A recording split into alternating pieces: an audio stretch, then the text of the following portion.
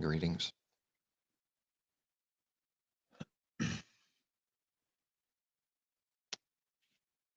I had a couple thoughts, and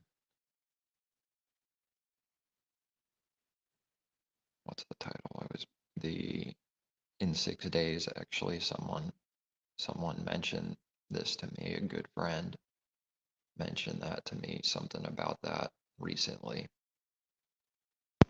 A little more on the Father creating all the works from the beginning and seeing more of that. Well, it seems a little later that I see a little bit more of that, something more about all the works being created from the beginning within those 6 days.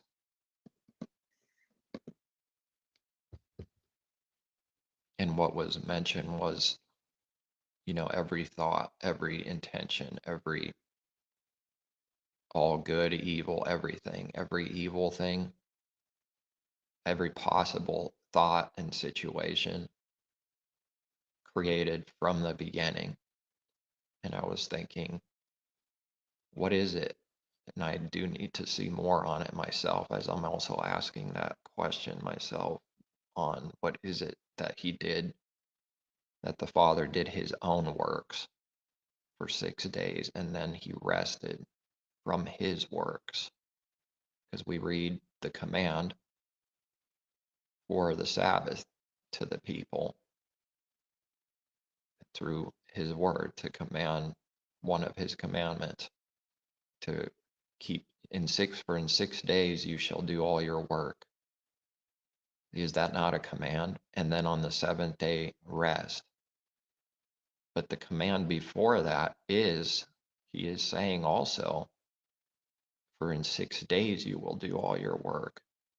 The question that came to mind is the Father commanding to sin, to do evil, because resting from our works is not doing our own thoughts and works and evil works and pride and intentions, to enter his rest and then remain in that rest, because we also read, I think in Hebrews,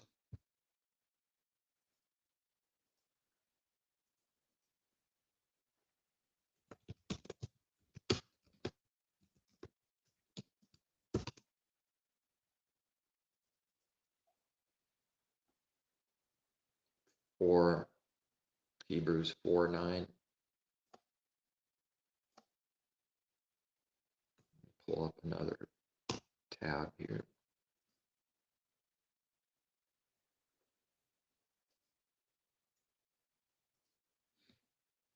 Hebrews 4.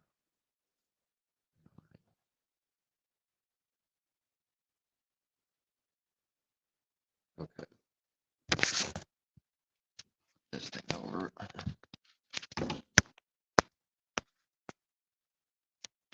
Okay, yeah, Hebrews 4, speaking a little bit on that rest. I'll start a few verses above from the top. Therefore, since a promise remains of entering his rest, let us fear lest any of you seem to have come short of it. For indeed the gospel was preached to us as well as to them, but the word which they heard did not profit them. Preached to us as well as to them, but the word they heard did not profit them that they heard. Having ears to hear, but not hearing. Having eyes, but not seeing. Having ears, but not hearing. Not being mixed with faith in those who heard it. So it had no profit, because this word, his word, the Father's word, needs to be connected to. And this is a good mixing, because it's taking like a fruit that's good for you and another fruit that's good for you. It's of the good tree. Simply put, it's of the good tree, the good fruit. It's another part of his truth, one piece of his truth with another true part. because without faith, then it's all broken. So if it's not mixed with faith, he's saying it did not profit them to hear that literal word, his very word. It has no profit if it's not with faith, mixed with faith in those who heard it. So very easily his word can become void, and it's worthless. For we who have believed do enter that rest, as he said, so I swore in my wrath, they shall not enter my rest, although the works. Oh, that is the verse I was looking for, actually. I think I might have had something else put in the description. Yeah, I don't think I put that one. There it is. Okay, they shall not enter my rest, although the works were finished, connecting to the 6 days from the beginning, that he did everything in the beginning. The works were finished from the foundation of the world, from the beginning. From its foundation, it was finished already. What does that mean? Entering his rest, and even the rest, the works, and then the rest afterwards. Everything the Father did was finished from the beginning. And yet, everything is going on since then, going on today, as if it's working. Well, it's playing out everything he did from the beginning. For he has spoken in a certain place of the seventh day in this way. Well, I wonder what that place is. Maybe he couldn't think of the actual verse, or, not that important to know exactly where this is or that is, It's often, you don't remember exactly where. That's not the important thing, but it's remembering his word in the heart. Or he has the right to just say that and prefer saying that in that moment too. He has spoken in a certain place of the seventh day in this way. And Elohim rested on the seventh day from all his works. Let's see, is that going to be a reference here? Yeah, Genesis 2:2, 4.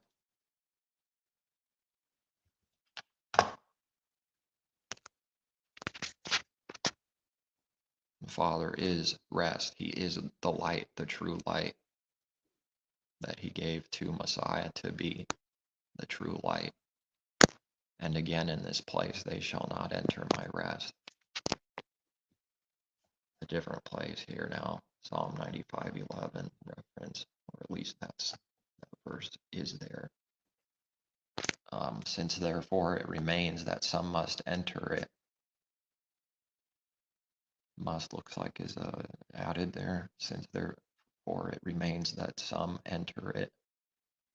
And those to whom, well, it's true, we must enter it too. And those to whom it was first preached did not enter because of disobedience. Isn't he talking of the people of old? Again, now, as above. But the word which they heard, who's the they? The people of old, Jerusalem, the examples. And it did not profit them.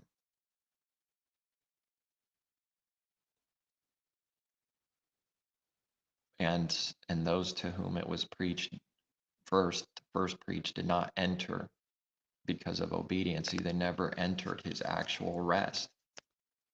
They shall not enter my rest, the Father is saying, because all along evil was being done in the heart.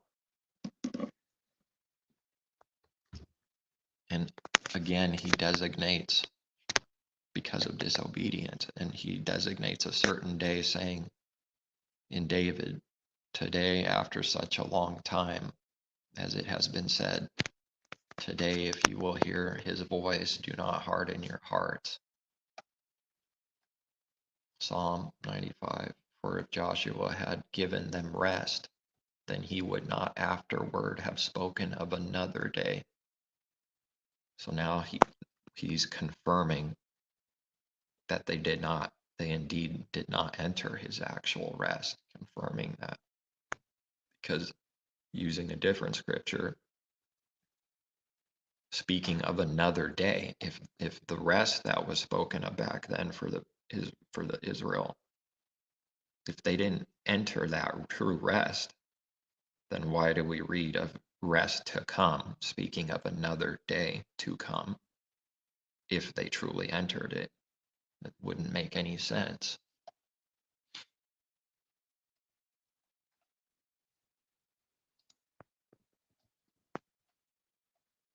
See this, just since we're at this verse, something for if Joshua had given them rest, then he would not afterward have spoken of another day. In the King James, I believe it says Jesus here, for if Jesus had given them rest, and it comes out kind of funny because, you know, you see the truth and knowing who Messiah is, and then reading something like that. Yeah, okay. For if, and this is another, about the name, a little bit of evidence through his word, through the Strongs, even though this is not, it, in English, that's not his original word, so there's an acceptance if the heart is right to read it in English, but nevertheless, to read the translation. But a name is not ever changed, though, and nobody would like that to be done to them. But they can understand translation. See, we could always test something test it to self. Would we like something done to self? If someone spoke to me in my language, I wouldn't hate that because I understand that, because that's what's needed to get across, speaking. When someone's using a different language to speak to someone or whatever, then you can understand that, because, well, we can't speak gibberish, another language, to someone that doesn't know another language. That no one would like that done to them. If someone just came to them and started going blah, blah, blah, blah, blah, blah, and that's what it sounds like to you, speaking, some other language, Serbian, Spanish, whatever, we would want to be hearing someone speak to us in our own language, and not someone to purposely. So it's not required to learn a whole entire language in order to get truth from the Father, or that it's illegal or a sin to read the translation, in our language. But the name, isn't that a little bit different? Shouldn't there be a little bit of reverence or care about the Father's name and anybody, but especially Messiah? And if someone just started calling me Brian instead of Ryan on purpose, even though they truly know that is not my original and only name, because nobody has, their birth name is their name. They don't have 10 different true names. Someone could be a deceiver and play different names, but it's not hard to see that someone wouldn't like it if they were called by their wrong name over and over and over again. And thinking about, they especially wouldn't like it if they're called by the wrong name and the person has some kind of knowledge that it's wrong, that it's not actually the right name. That's even worse, because someone knows. If someone doesn't know, you can understand that, if they truly don't know. But if they know something and then call you by a name you don't like because it's not your name, is always do to others as you would want them to do to us. Otherwise, it's going to be do to others what has been done to us in hypocrisy. A one-way street, only I can do that. Only I can smash my sandwich kind of thing, but nobody else can.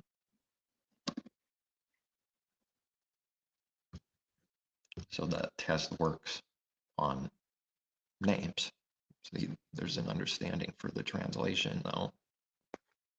And I believe people would agree with that, even the world would agree with that. But what about being called a name you don't, that's not yours? People would not like that. So why do I do to Messiah, to the Father, what I don't like done to me?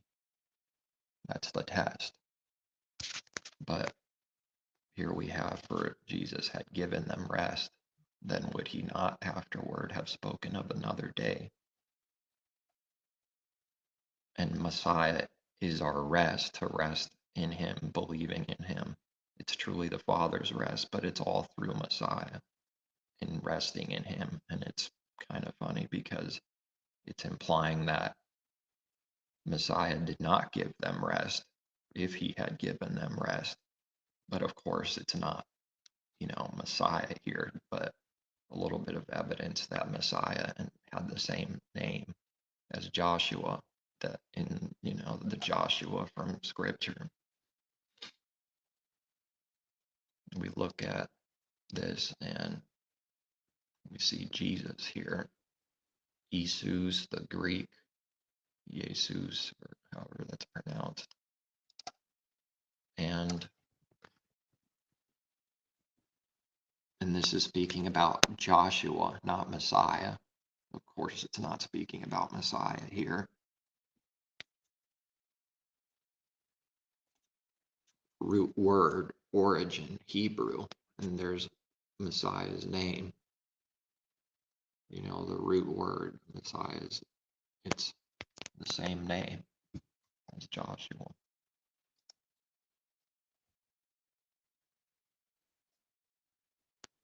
In the Hebrew, and then of course in English letters for us to the Father's name and a root word.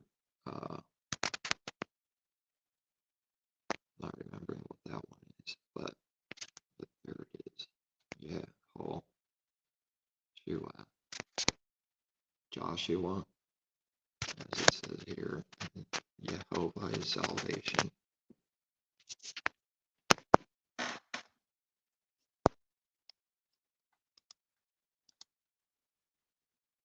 So Joshua, of course, not Jesus, but Jesus is the transliteration. It can get mixed up and confusing with language translation, transliteration, because you have extra words now, and it's like it depends what someone is speaking. Are they speaking of just the English word, the transliteration, the translation, the transliteration of the translation? But anyway, there remaineth therefore a rest to the people of Elohim. For he that is entered into his rest, he also hath ceased from his own works, as Elohim did from his.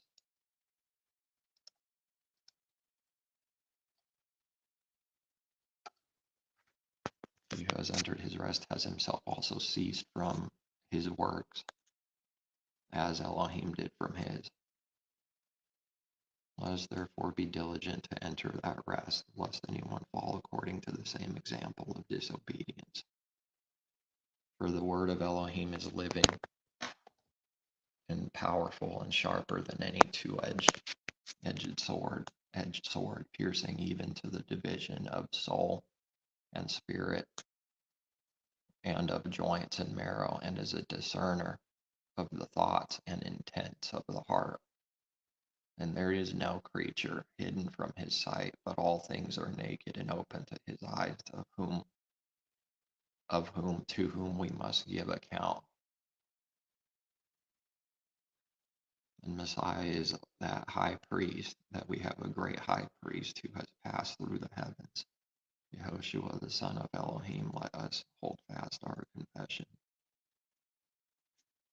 And the reason we have a high priest that can sympathize with our weaknesses is because he was in all points tempted as we are, yet without boldly to the throne of grace, that we may obtain mercy and find grace to help in time of need. Unlike the false Messiah that wasn't truly who the Father says his word says he is, a man. And people don't like hearing that, because if you're saying that apart from God, man, then it's a serious problem, because then he's just a man. Well, Messiah is just a man, but to the Father, he's not just a man as some worthless thing. Neither to believers.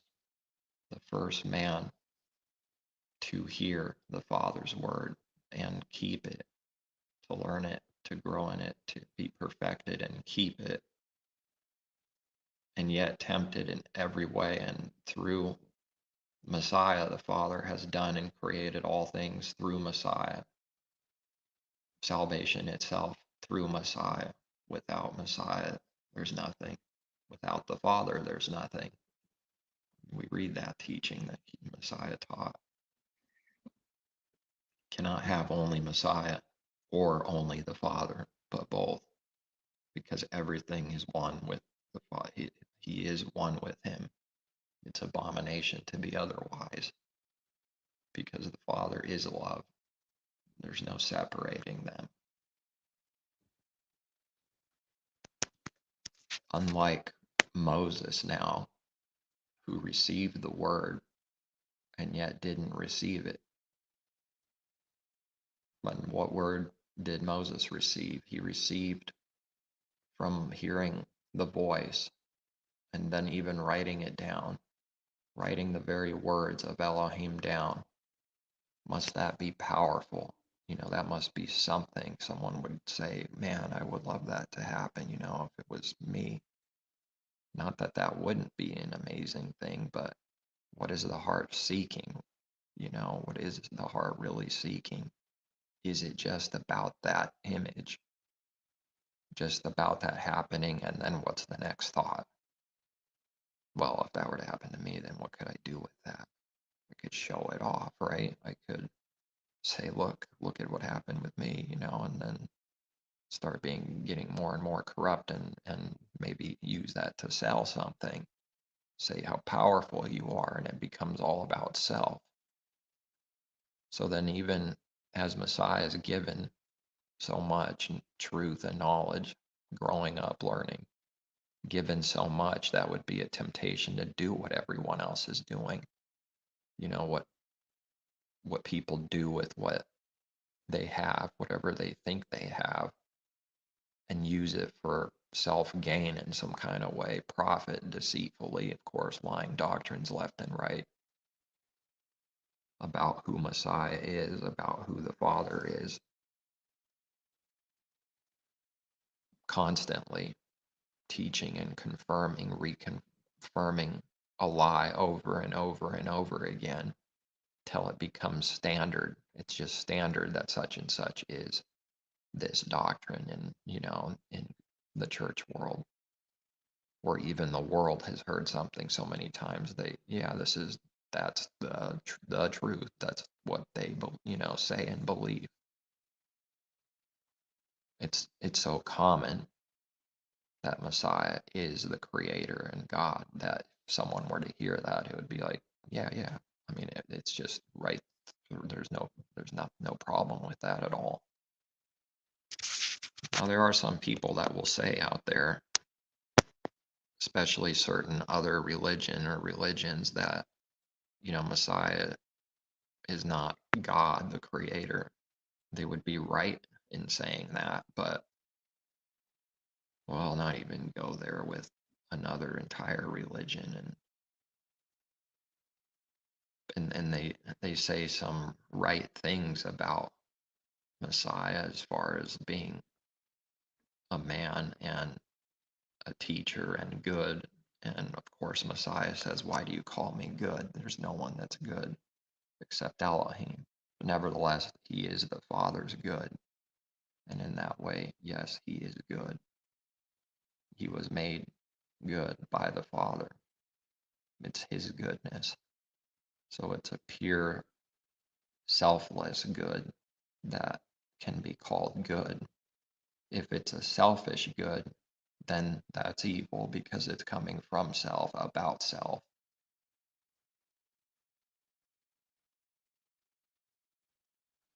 Now Moses, writing down the very words, to hear the voice, even his literal voice, to hear that and have it bounce off our temple, which is the person. Those words swirl around, they touch someone. And since it's only coming from the outside, it can move someone to change the outside only because it's only understanding what it's hearing from the outside. It thinks everything is about the outside. That's already just what the natural man is. It's already like that, carnal. And Messiah has words for that, teaching for that very strongly.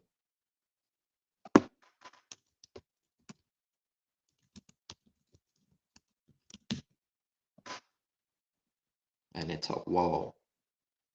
It's not one of those good things. It's a woe. Matthew 23. Woe unto them that do this. Not blessing, not good.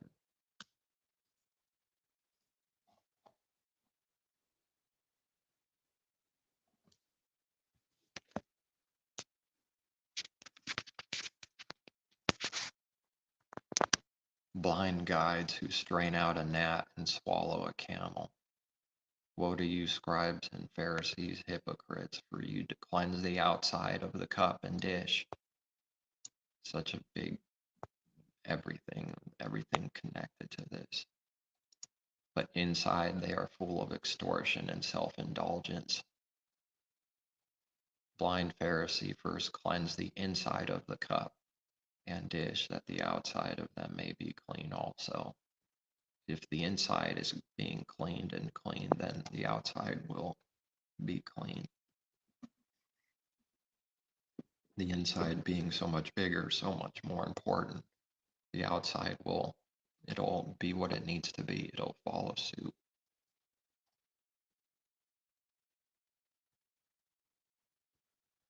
Woe to you, scribes and Pharisees, hypocrites, for you are like whitewashed tombs, which indeed appear. And this is the sorcery and trickery, appear beautiful outwardly, because that word comes out. The word of Elohim, the word of the Father coming out, and righteous they are. Self-righteous, Messiah is saying. They hear that word, and their own understanding of that word is of themselves, coming from self, and not from the Father. They hear the letter of his word, or someone can hear it preached with the mouth. They hear the words of Elohim being read, and it comes to them, and it makes them more self-righteous without his spirit. It makes us even worse, because to be more self-righteous is to be even more corrupt. It's even more of an abomination. Messiah did say it's better to be cold than lukewarm. Better to be hot or cold than lukewarm in the middle. The nastiest thing is right in the middle of this mixing of cold and hot, so that it can claim it's neither cold and it can claim it's not hot either whenever it wants to, and it switches sides all the time. If it feels threatened in the cold, it'll say, I'm not cold.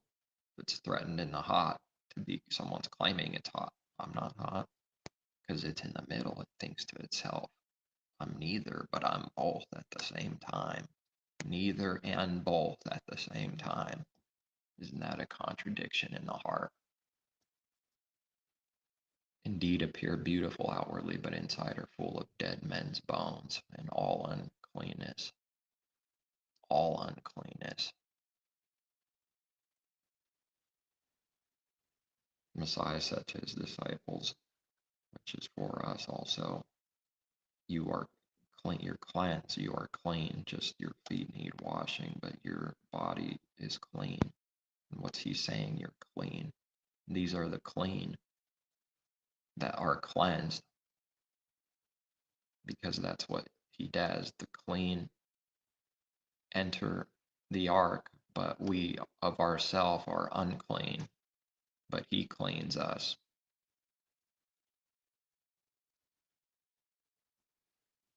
And both, I think, yeah, I did say something, was it yesterday already or the day before, about the clean and the unclean in the ark.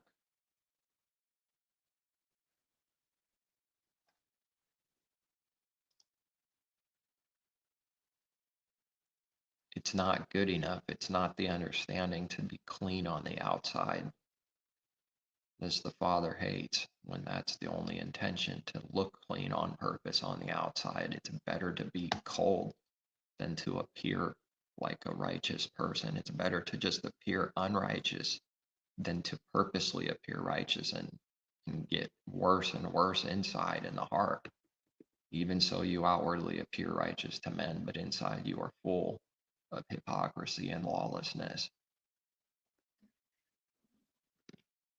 How could someone say that Messiah taught that there is no law, or taught lawlessness, which is the same thing as no law, when this is being spoken of from him?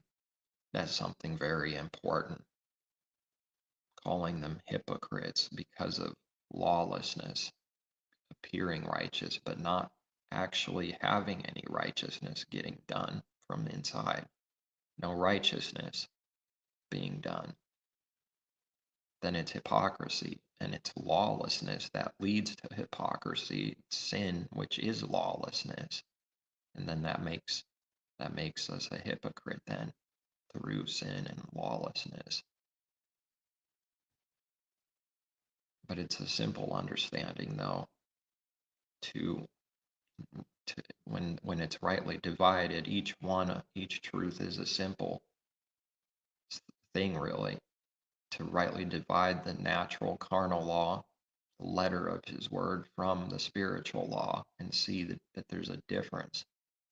Well, a massive difference, and yet also see how they're both connected to the same word, lawlessness, law, or any word, and you divide and separate two things, and then put it in its category in the mind, seeing what that is, seeing what that looks like, seeing what works are connected to that carnal thing, and then seeing the second thing that needs to appear.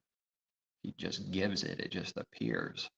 Otherwise, there's no way to divide something, rightly divide, because there's only one thing. It has to appear, the second thing, and then they look the same in the beginning. They are the same in the beginning, one and the same mixed thing in our own mind, but then we see that there's something else, but it still looks pretty close to being one thing mixed. And then he separates it more. And the more it's separated until it's perfectly rightly divided, the more we could see two different things and see clearer the difference between the two things and what each one causes versus what the other one causes, and what each one looks like versus what the other looks like, and see more of the evil that it is to do that evil thing or mixed thing. You see more of the evil that it always was, and we just didn't see it.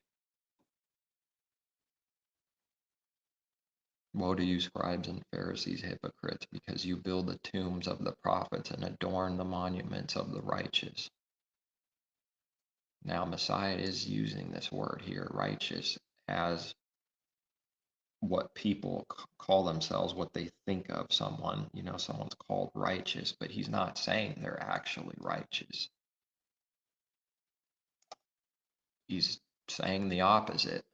This is all unrighteousness, and they adorn the monuments of the unrighteous, truly, but they are appearing as righteous. They're counted as righteous by men. They're seen as righteous in this world by the Pharisees, by others. and say, if we had lived in the days of our fathers, we would not have been partakers with them in the blood of the prophets. Therefore, you are witnesses against yourselves that you are sons of those who murdered the prophets. Fill up, then, the measure of your father's guilt. Well, what a command. Boy, would a serpent want to bite him after that. Serpents. Now he says they're serpents. Brood of vipers, how can you escape the condemnation of Gehenna? Hell, therefore, indeed, I send you prophets, wise men, scribes. Some of them you will kill and crucify, and some of them you will scourge in the synagogues and persecute them city to city. While Messiah was one, he knew of himself that they would, what they would do. The same people, the same heart, the same group literally murdered and killed him. And they're saying that they don't partake in the blood. If we were back there in those days, it would be different. We wouldn't have done what our fathers did, what our wicked fathers did. And then 5 minutes later, they're having pride in the fathers. They adorn their fathers' monuments of the righteous. Is anyone seeing examples in real life of this in their mind? The instant switching, the instant hypocrisy. 1 minute it's praising its fathers of old, the next it's saying they're wicked. We wouldn't have been like those wicked. We wouldn't have been bloodshedders and killers like our fathers of old. Didn't Messiah say you adorn their monuments, their graves? You know, it's amazing how easy it is to just be blind to something and not see what's right in front of us. You build the tombs of the prophets and adorn the monuments of the righteous. Then they're saying if we lived in the days of our fathers, we would not have been partakers with them in blood, and evil and murder of the prophets. But the Messiah knows who they are, and he's telling the truth that they are the same. They're the sons of those people, sons of Adam. Now we need to be sons of Elohim, sons of the Father. And that old man that is a son of Adam, to be reckoned as dead, like we read. That man dying and reckoned as dead, counted as dead.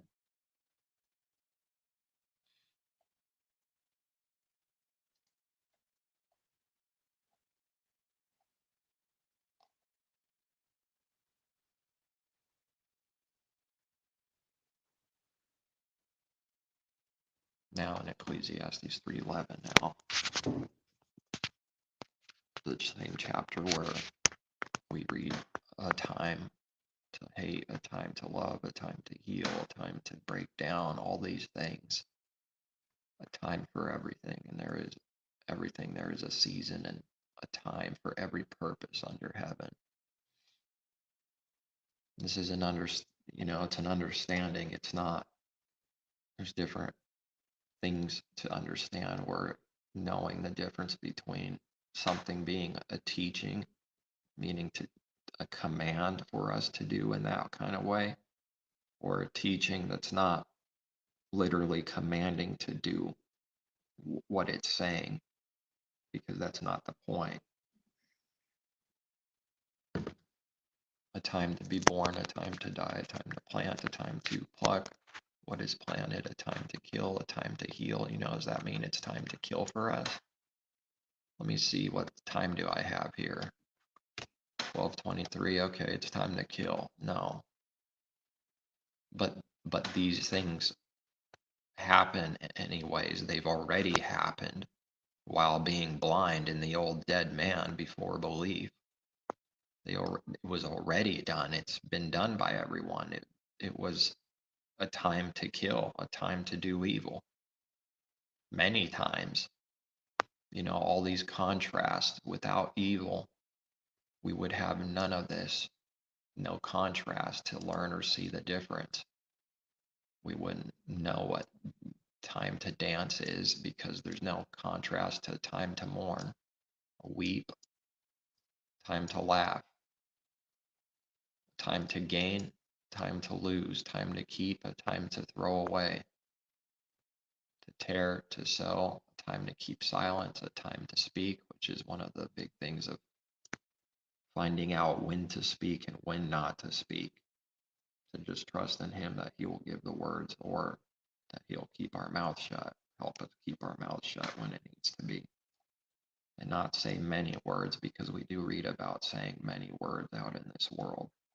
To not be of many words, because that's what gets someone in trouble. Because by the abundance of their mouth and lips that the words come out, they condemn themselves, we condemn ourselves, or do evil to someone. Just starts pouring out, and then it's just bringing judgment on our own head for opening our mouth and saying a bunch of words. So it's a good thing not to be of many words, but there is a time to speak. Sometimes it'll be a sin to speak.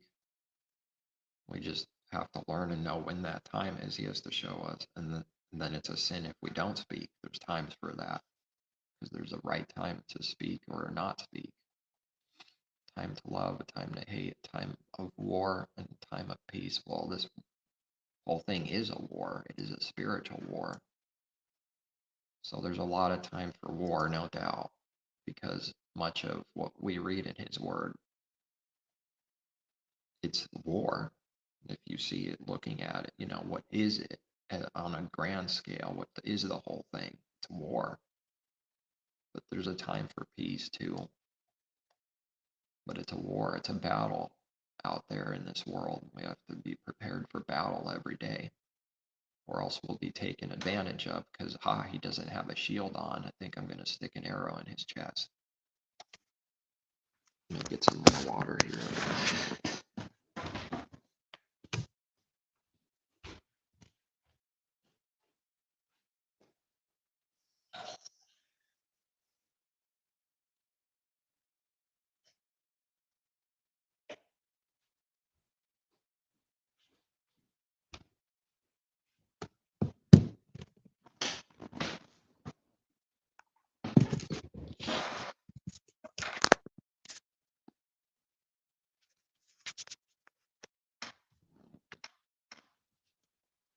Without armor, without a helmet, the devil's going to go, ooh, look at him, he's a fool.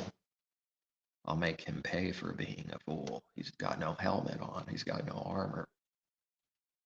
And he just seems to know, when to do evil. Concerning doing evil, they are wise to do evil. But concerning good, they are not wise. They are fools to do good, but wise to do evil, we read. So that could come in all kinds of ways, all kinds, when not on guard. It's incredibly easy to be not on guard, way too easy to be not on guard. It's easy to be off guard. Did I say that right? Yeah, easy to be off guard, hard to be on guard. That's what I've found for myself. It just seems like the default state is to be off guard, and then you forget. It's like a literal spiritually forgetting constantly. What prophet has the work? That's why we need reminder from him, from his truth, because we're a forgetful people. But that can't be used as an excuse for doing evil now. It is true, though. And we read about being reminded and being about and being forgetful. So forgetful, it's stupid, foolishness. How could someone be that forgetful? Speaking of self, what profit has the worker from that in which he labors? That's a good question. That is actually a very good question. What profit has the worker from that in which he labors? That is a good question for everyone, deep in the soul. What is the profit? I guess in this world, it's just literal profit is the profit. nevertheless, what can carnal things, what man works for, what can that do for him besides the obvious, make money and whatnot? What profit does he have from that kind of labor? What about the Father's labor that Messiah said he's always working? I have seen the Elohim given task with which the sons of men are to be occupied. He has made everything beautiful in its time. Also, he has put Olam in their hearts. Eternity we have here. Except that no one can find out the work that Elohim has done from beginning to end. No one can even find out the work that he's done from beginning to end. It's too big. There's too much to see from beginning to end. We can't see beginning to end, let alone fully see something that's within his truth, beginning to end and perfectly and completely. But we can see whatever he's willing to give us that we need to see. But in comparison to him, we see so little. I know that nothing is better for them than to rejoice, to do good, and to do good in their lives. And also that every man should eat and drink and enjoy the good of all his labor. It is the gift of Elohim. This is interesting too, because I see two things here. Now the writer being given the word to write down, just, like Moses. What did Moses see and hear? And now what is a believer seeing and hearing in this? What is an unbeliever seeing, hearing this?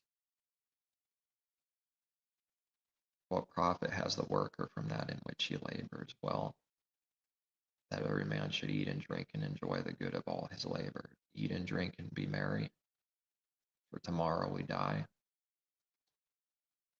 Are people really rejoicing in this world for their labor?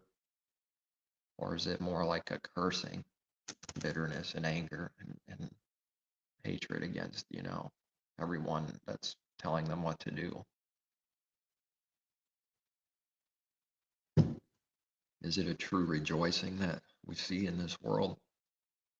It kind of appears that way, doesn't it? Definitely appears that way to whatever degree. People make it appear that way. When someone's throwing a party, it looks like they're so raging happy and so joyful. I'm telling you, it's the opposite. They're in much worse condition at that moment than someone that's just sitting on the couch not partying, even if they are an unbeliever. That person on the couch is much better off than to be at that wild party because they're full of unrest. They're the opposite of rejoicing. They're nervous and afraid, full of anxiety and fear and destruction and hate and wrath. I know what that is. People don't want to acknowledge any of that in the real world, in this world, because then what? Don't want to take that away. Don't want to take away the fun and all that. Don't want to go and acknowledge truth. But always getting to the heart of why something is done. Why is it really done? Is it because it's just fun? Is that the real answer? Because it's fun? Is that really it?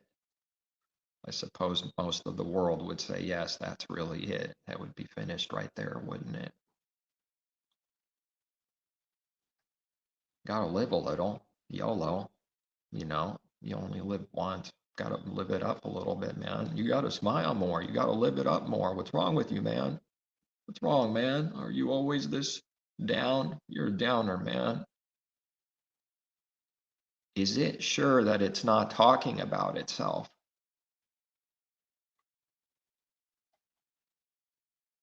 Who's the real downer?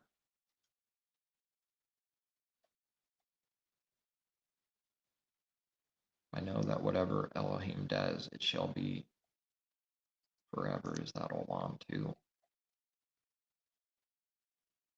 Yeah, to the age.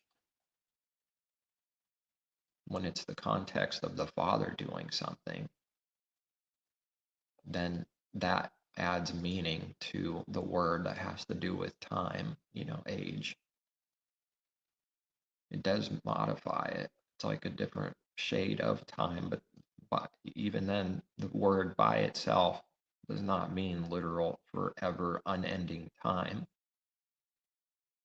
But the word doesn't need to mean that to be speaking of that when it has something to do with the Father and his works and who he is, which is forever already, combined with that word, and it means that nothing can be added to it and nothing taken from it.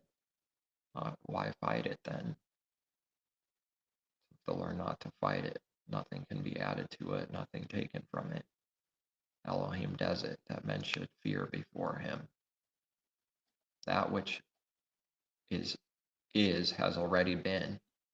This is a big verse too, because there's so much it says about today and what to do, what not to do. That which has already been, that which is has already been, and what is to be has already been. What is to be tomorrow in the future has already been. That which is today has already been, and that which is tomorrow has already been. That actually connects perfectly and lines up to the Father doing the works from the beginning.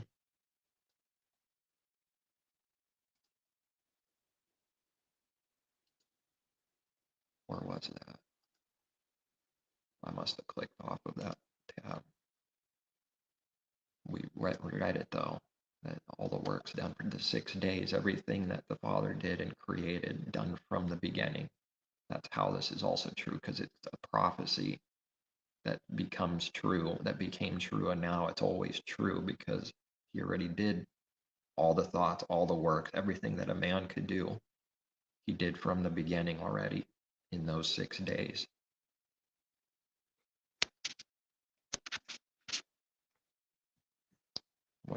What is to be has already been. So should we expect change and hope and change concerning the world now, concerning the condition and state and worldly things? We hope and change for the world. Isn't that foolish? When someone has that hope and change, what are they proving to me? For works, for what they believe, which our thoughts and intentions is the difference between sin and good, his righteousness. That's the difference, the thoughts. Something invisible is the difference, the thoughts. It seems like nothing because it's reduced to a word like thoughts. Well, that's it. That's the difference between good and evil. Thoughts. Yeah, that's the difference right there. Thoughts. The thoughts and intentions of the heart are evil continually, we read in Genesis 6. Carnality, the flood, man, the old man needing to be flooded so the new man can be in the ark, saved. Now, someone is either going down with their soul and being flooded because they didn't deny it, or a believer denies that soul that has to die and be flooded by the Father anyways, but now they will have a new life to live in the ark while their old soul is being flooded, baptized, destroyed, cleansed. But if someone is attached to themselves and does not deny themselves daily, like Messiah commanded to do for every but one that believes in him and claims to deny yourself daily, to die on that cross, on that stake daily, and deny self daily, not once every month or something, but daily. That anyone that doesn't do that is not of him, cannot be of him. So if what is to be has already been, the things to come, the things that are, the things to come have already been. What foolishness is it to say something new has happened, something new is coming, something different is coming, but people want to believe that.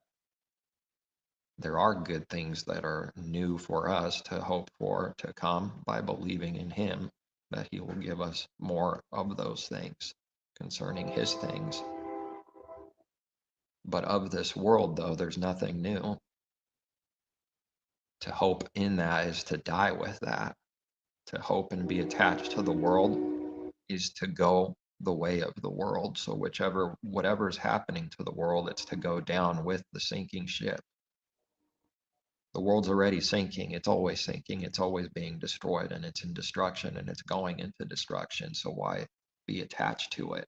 It's like being chained to the earth, nailed to the earth, and it's sinking in the water, and you have to go down with it. That's not good.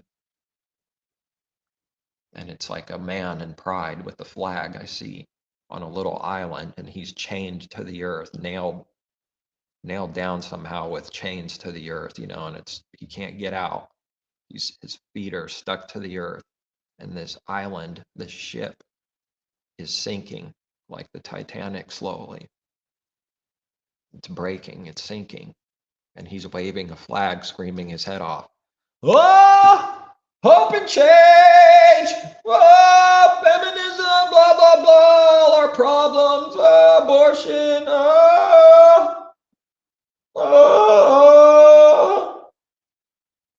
we're free! We're free! I'm free! I'm free!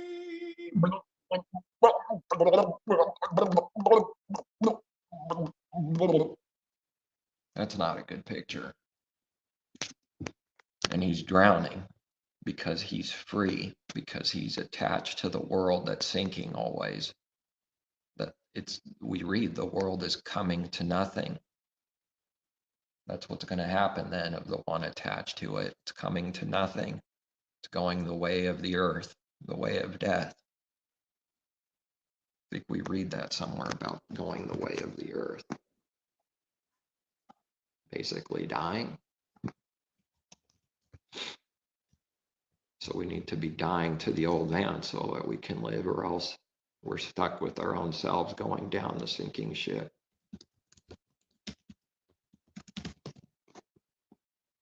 I am about to go the way of all the earth. Interesting. First King. Let's see, I could move away from this tab. 2:2.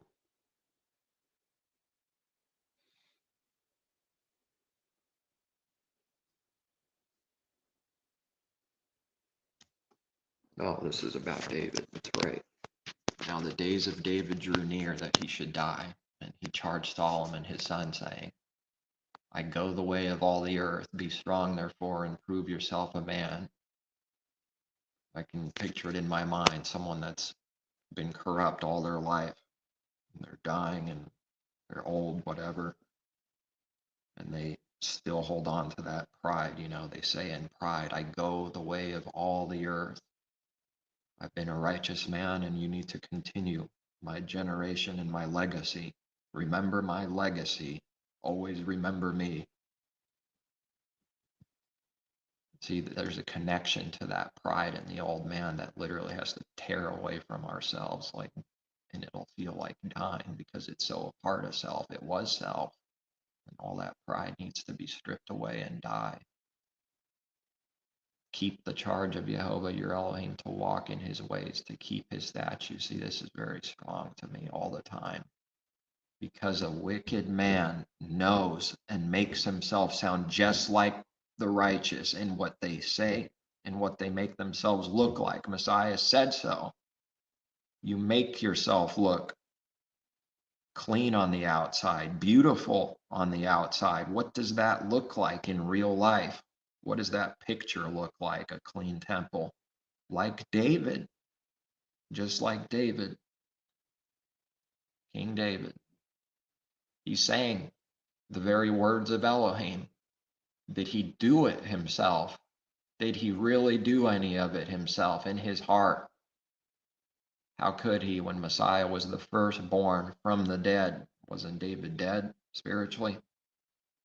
Weren't all dead in Adam until Messiah, and then until those that believe in Messiah specifically. But there was no life. There was no light in the world until Messiah, the first true light in the world. And now that light needs to spread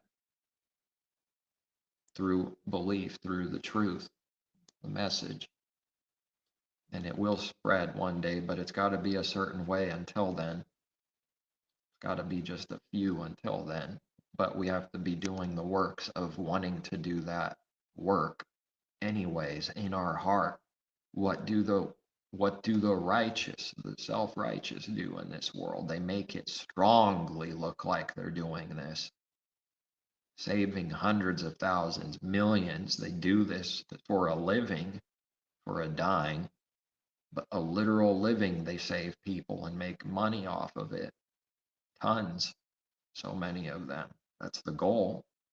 If someone's not making tons, it's not about the amount, because the intention's corrupt from the beginning, regardless of the dollar amount. They know how to tell people, don't do this. A prisoner, a murderer commands you to be righteous. Hasn't anyone ever heard it? Can't they see it? Is anyone seeing it? The masquerade is so strong. That's the point. The masquerade is incredibly strong. The most evil man in the world knows how to sound righteous and command you good things as if it has wisdom. It's speaking out of its death. It's speaking out of what it never does. It's speaking out of its guilt for what it never keeps. It knows how to say those words because it's guilty of not keeping them. So it does the opposite. In spite, it says and makes itself sound beautiful and right and says all the right words so often because it never keeps them. That's how it knows how to say them. A murderer, no matter, a murderer can't tell someone don't murder people. How's that work? Are they even being even remotely sincere or genuine anyways? Is that possible? Well, nothing's impossible with the Creator, but without true belief and repentance, it's impossible. Do they really care about the person they're talking to and say, don't do this? Okay, here's an example to get the point that I think anyone could picture and understand. Someone walks into the store, there's people around, they slip and fall, their shoes are slippery, it's a little wet, not the best shoes for grip. Boom, they're angry. Who wouldn't be angry that they slammed their back? They're frustrated because they failed, and that pride just hates that it failed.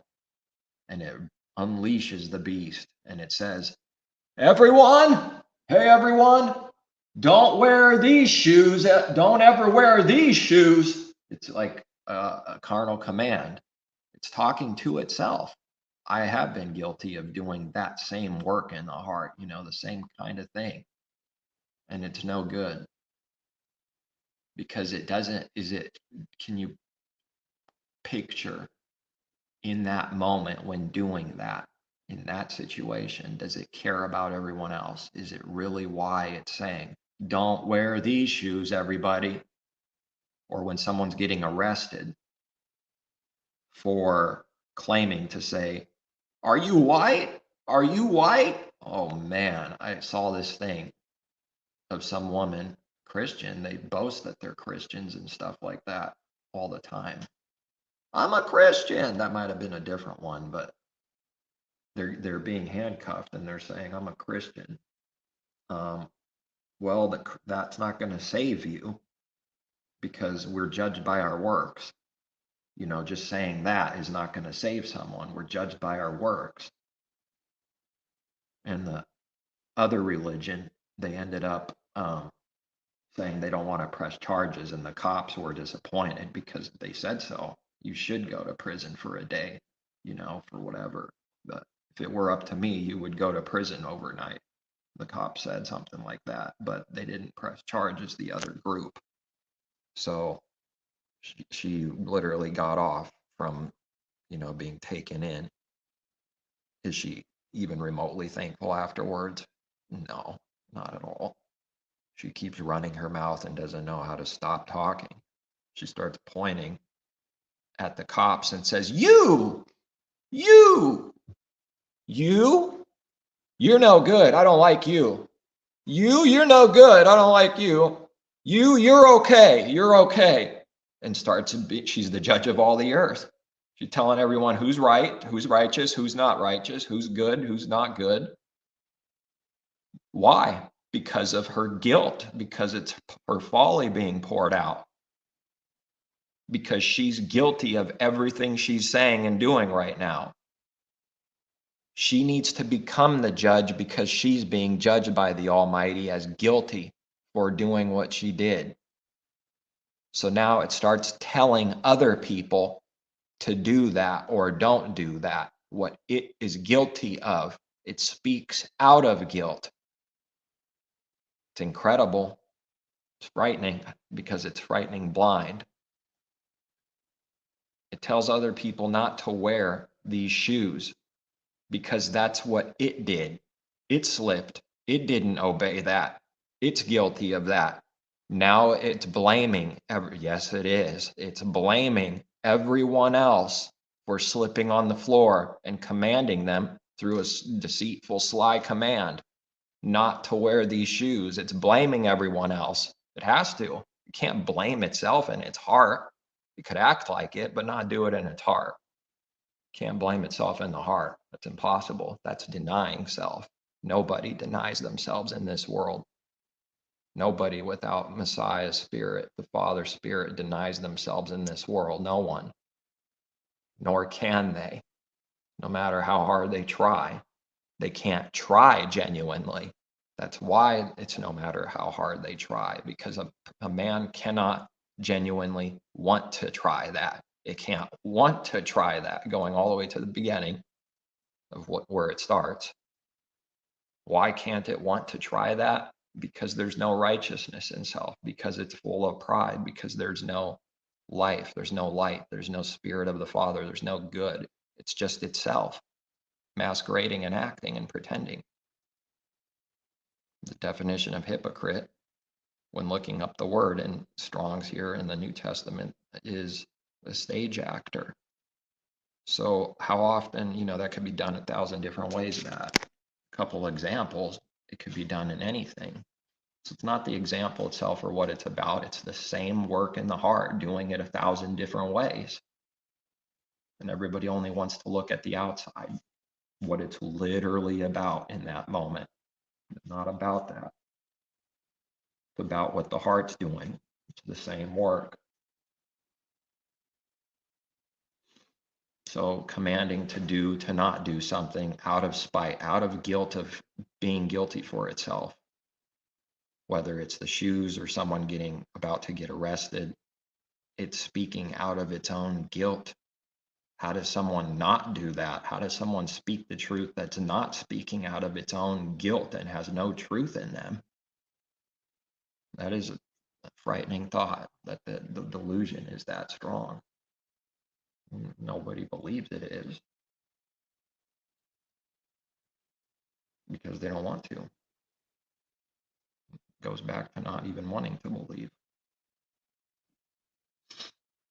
Otherwise, how could it be called that faithlessness, unbelief, is the sin of unbelief? Father doesn't call something a sin unless there's a real work of guilt that someone did. That is the work of unbelief, is wanting to not believe. So it's a sin.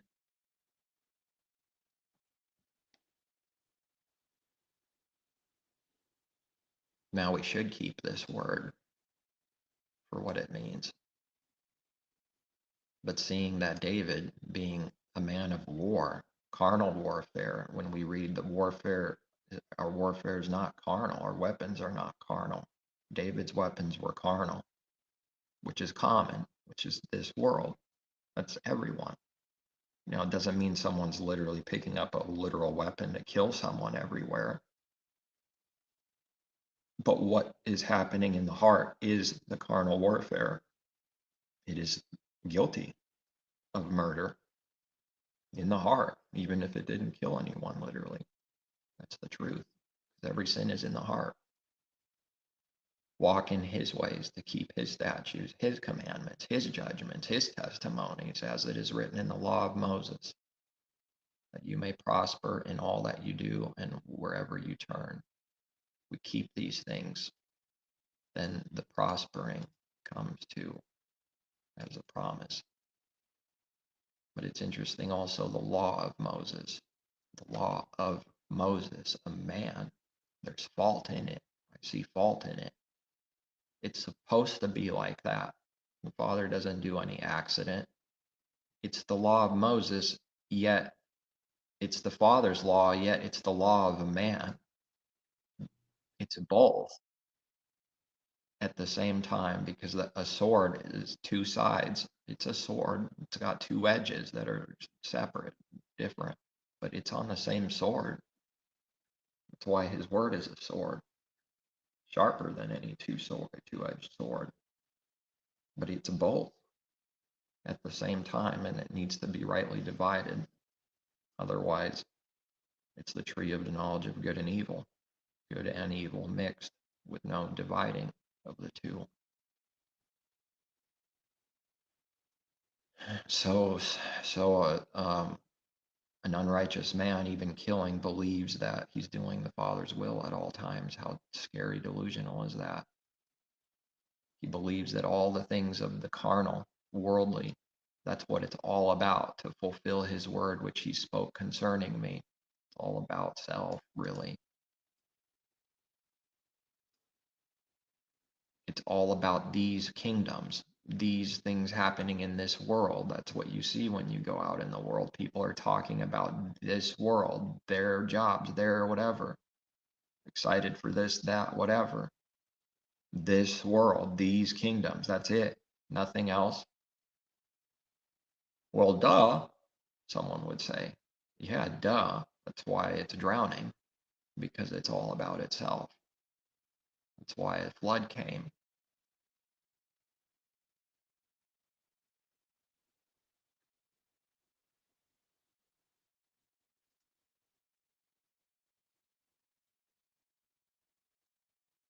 Fulfill his word which he spoke concerning me.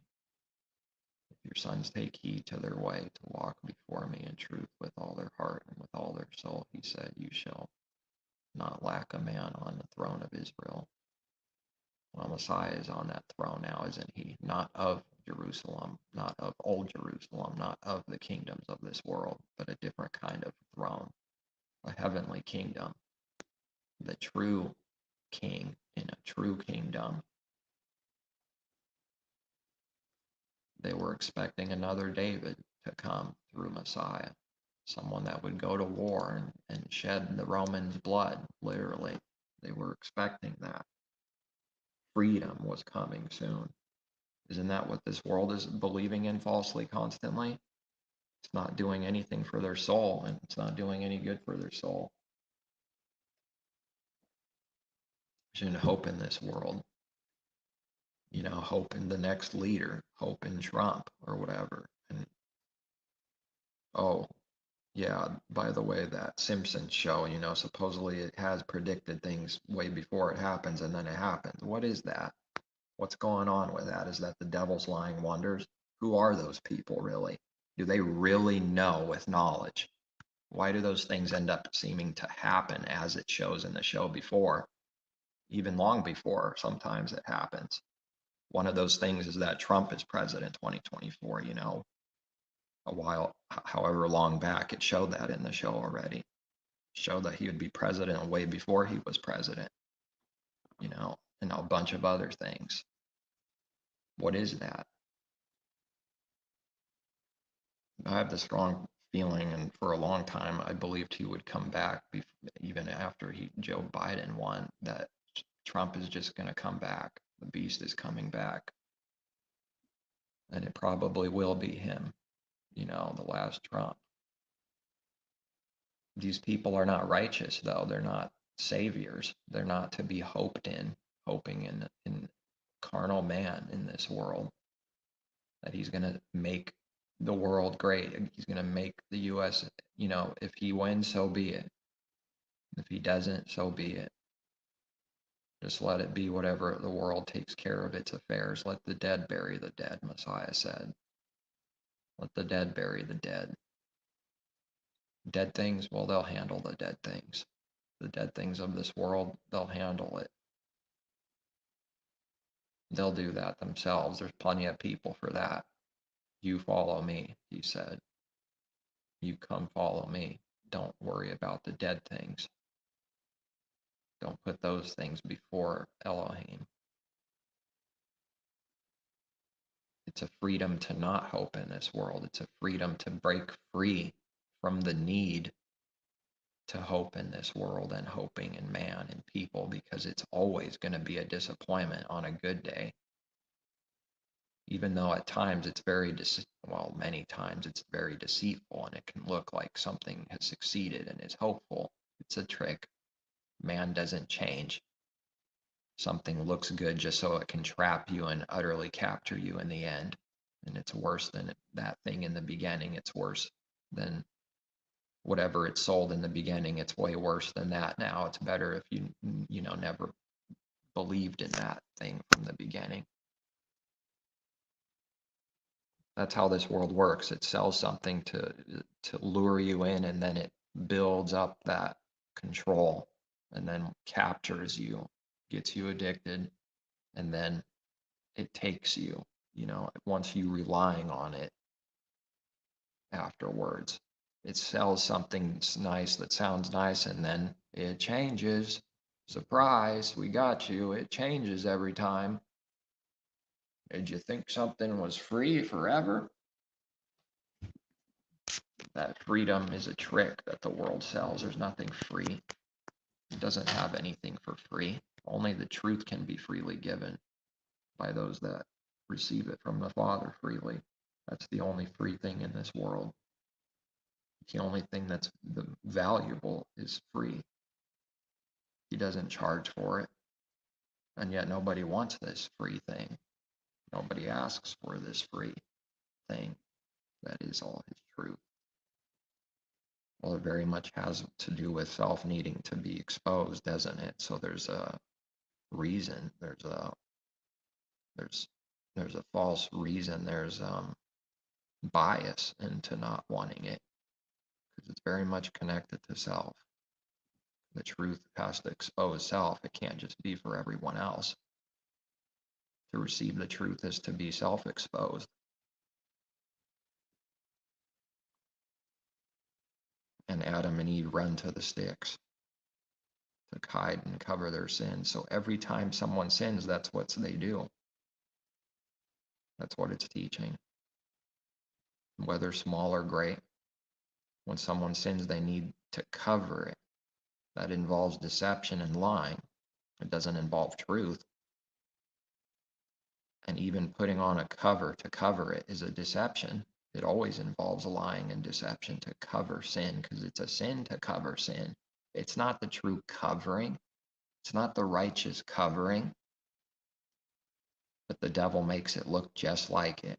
The image. He copies the image of truth. He copies just the image of it. He can't copy the heart of it. He can't do the heart of it. A man covers another man's sin, saying, it's all good, I got you. That person just sinned and you're calling it all good. When is that true, that someone says it's all good? Only all the trees from the garden to eat whatever you want in any order you want. There's no restrictions or law against truth, we read. You could go in whatever order, you could take whatever you want whenever you want from the good trees. You could go forwards, you could go backwards. It doesn't matter. There's no carnal order like that. And when it's the spiritual thing, it's not working like the carnal thing. Carnal, lawful, robotic order that someone sees in their mind. It's not working like that spiritually. His truth is all one. So they're free to take whatever they want in abundance everywhere. But one tree lures them in. The sin lures them in.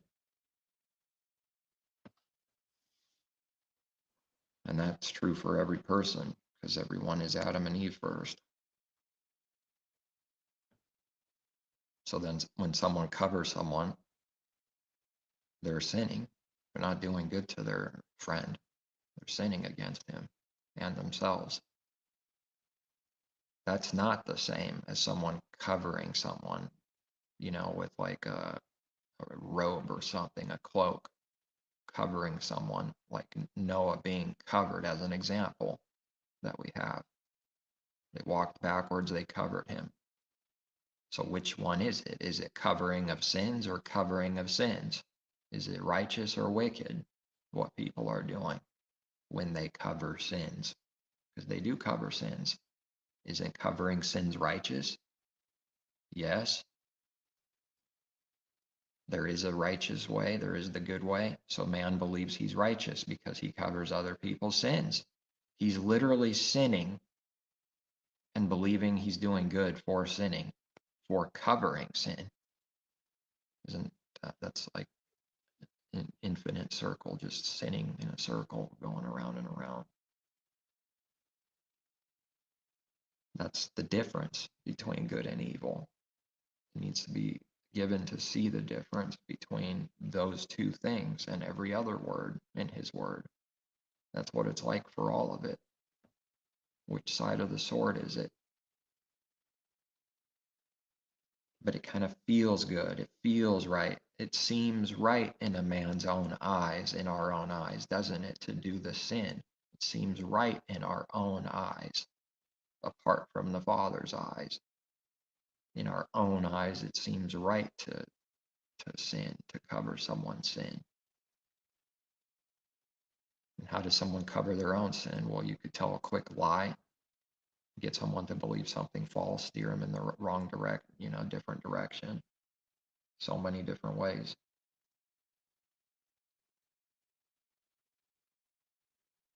When someone's instantly guilty, now it's time to cover that nakedness so that there's no shame in their mind. That's why it looks like people don't have any shame, because they cover their sins and they're proud of it and they think they did a good job and no one can see. When someone falsely believes that no one can see their nakedness and sin, they're not going to show shame, are they?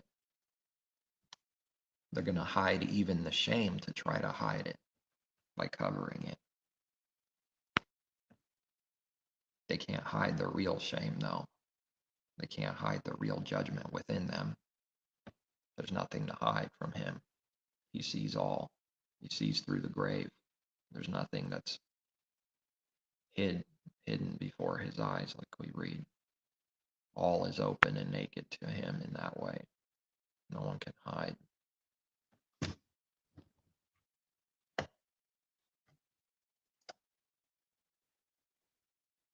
What does the Father do?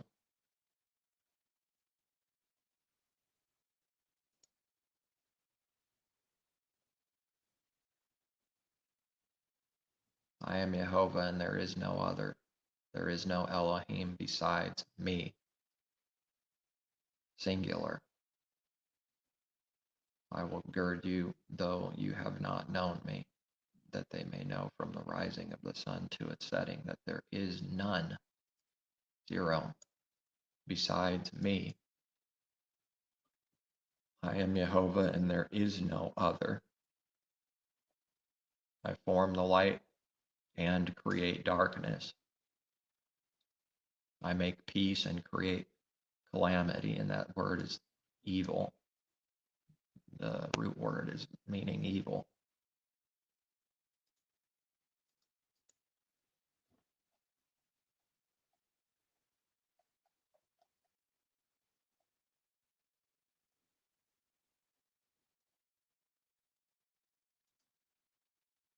Ra, no, Ra, Strong's H 7451, Ra, Ra, and bad, second entry, Ra, Ra, and third entry, Ra'ah, Ra'ah.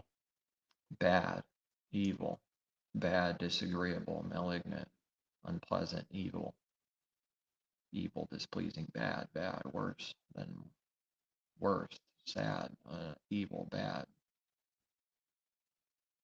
Translated as evil, 442 times in King James Strong's, wickedness 59, wicked 25, mischief, hurt. So the root word, meaning it's evil. It's not disconnected from evil, even if someone tries to say calamity doesn't have anything to do with evil. And the New King James chooses calamity here. And when a disaster happens, that's connected to evil still. I, Yehovah, do all these things. All. Rain down, you heavens from above, and let the skies pour down righteousness. Let the earth open. Let them bring forth salvation, and let righteousness spring up together. I, Yehovah, have created it. Woe to him who strives with his maker. He said he will not strive forever with man. We read in Genesis earlier. Will not strive literally forever. Olam, he will not keep doing the striving with no end, with no literal end, but his patience is a long time, but it's not going to be forever. Because men are striving with him right now, today, every day. He's taking all this. Let the potsherd strive with the potsherds of the earth, like the earthenware. So let a pot, let some earthenware strive with another pot of the earth. Let the carnal fight the carnal. Let the dead bury the dead. Let the like kind of things, the same kind of things, deal with those things. Because we see this twice. Potsherd. So let that strive with that of the earth. Let the dead bury the dead of the earth. Let the carnal compare carnal things to carnal. Shall the clay say to him who forms it, what are you making? Or shall your handiwork say he has no hands? Woe to him who says to his father, what are you begetting? Or to the woman, what have you brought forth? Thus says Yehovah, the Holy One of Israel and his Maker. Ask me of things to come concerning my sons. Ask concerning the work of my hands. You command me. I have made the earth and created man on it. I, my hand, stretched out the heavens, and all their host I have commanded. Well, we have our answer for why things are the way they are, why the stars are doing their thing. He commands it.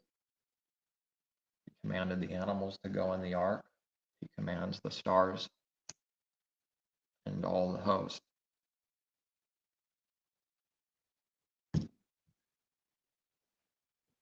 I have raised him up in righteousness, and I will direct all his ways. Is that speaking of Messiah to come that now is? Raised him up. That's not the first time we read about Messiah being raised up by the Father. I will direct all his ways. Who? The only one, the only me. Me. There is none besides me. There is no other. One creator, one Elohim, not two, not three. He will direct all his ways. He shall build my city. A literal city? A literal Jerusalem? A literal kingdom? No, not that. Not that kind of city. And let my exiles go free, not for price nor reward, says Yehovah of hosts.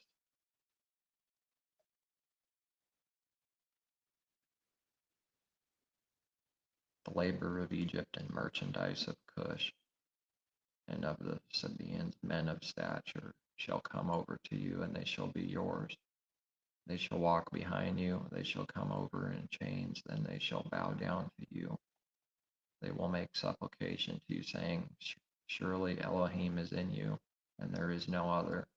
There is no other Elohim. Truly you are Elohim, who hide yourself, O Elohim of Israel, the Savior. Is that why someone screams at the sky saying, show yourself, coward, come out of your hiding, while Adam and Eve are hiding? And they don't understand this word. They think he's a coward hiding like that. They're not understanding why those words exist and through which they go for understanding why they're said, what kind of hiding this is. He's hiding to those that are hiding. That's his judgment. He's in darkness to those that are in darkness. To those that say he doesn't exist in their mind. To those that say he's hiding, that's their reality. They don't see him because they say he's hiding because they're talking about themselves. They shall be ashamed and also disgraced, all of them. They shall go in confusion together, who are makers of idols. And that's happening every day. That hasn't stopped. An idol is not reduced to a literal statue. An idol is in the heart, and it's making idols all the time. But Israel shall be saved by Yehovah with an everlasting salvation. You shall not be ashamed or disgraced forever and ever. Olam. And add, like, continually.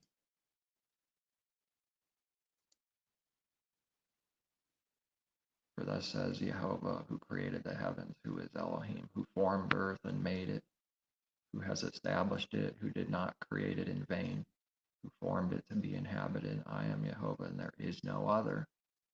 We're reading it quite a few times in this chapter. I have not spoken in secret in a dark place of the earth. I did not say to the seed of Jacob, seek me in vain. I, Yehovah, speak righteousness. I declare things that are right. Almost seems odd for him to say that. It's because everyone's claiming he's doing the opposite. Assemble yourselves and come, draw near together, you who have escaped from the nations. They have no knowledge, who carry the wood of their carved image and pray to a God that cannot save.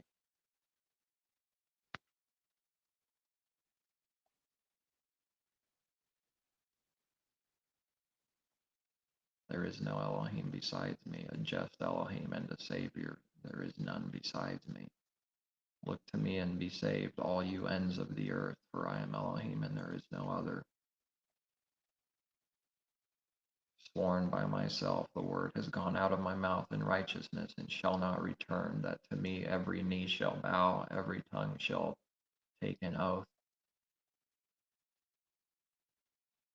He shall say, surely in Yehovah I have righteousness and strength. To him men shall come, and all shall be ashamed,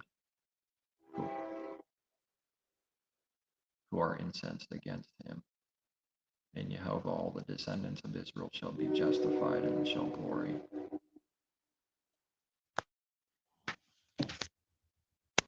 Now about the 6 days, that going back to that question, that I don't see that I have the full answer to on the difference between doing his own works in 6 days and resting then afterwards and continually, because once we enter his rest, it needs to continue continually. That's why he's been resting from his works since the 7th day. He did all the works of old already. He's been resting from those works. But something about doing our own works, we read. To do our own works for 6 days is like a command. It sounds like a command to be carnal. But is it a command to sin? It's not a command to sin, because he doesn't tempt anyone to sin, or he doesn't do that. So what does it mean? He was the example first, but what does that example mean for us to do? What did he do? That rest that he rested from his own works is representing the rest in him, that spiritual rest. Ceasing from our own works gives us rest, that true life, peace. Working our own works does the opposite, destruction, no life, unrest. But he did work. His works were 6 days. And he didn't do sin. But in that 6 days, he did create he did create evil. And that's what I was thinking about. Something about that. Thinking something like he did what he didn't want to do, that he would not get any pleasure out of doing that, but seeing the end result of it would give him pleasure. Seeing the good that it's going to be used for, the necessity of all of it, to even have two things, good and evil, to see the difference between the two is the heart of everything. So seeing that it was very much needed to create all these things, all those thoughts, that wickedness, all that pride that would come forth that he did from the beginning. He did those works. I wonder how hard that was to do those works because of how much he hates sin and pride. And someone that's learning to hate sin and pride can start seeing a little bit of it because they have a little bit of the Father's Spirit on hating pride and that wickedness, that evil pride, to start hating it. You can see a little bit of what it must be like for him to have a perfect hatred for sin, a righteous hatred for sin, the evil that it is, the destruction that it causes for doing it. And yet he created it all, and he's allowing it all to take place and for people to be destroyed left and right. There must not be any pleasure in doing those works that involves all the evil, all the destruction, all the madness and suffering, and everything that's connected to something bad, evil, no good. He did all those works from the beginning. It was finished from the beginning. In 6 days, he did all that from the beginning. And maybe that's what is representing doing his own works in a way, but I'm not seeing it fully compared to what we're supposed to do. Where is it, our command? How does it look? What does it look like to keep?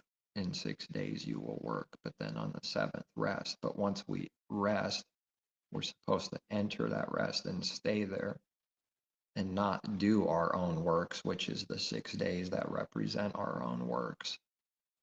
So what is the command? The only thing I'm seeing now is that the command is having to do with what has to be done, and nobody can stop it. And it's not a command to sin, yet it needs to be done and will be done.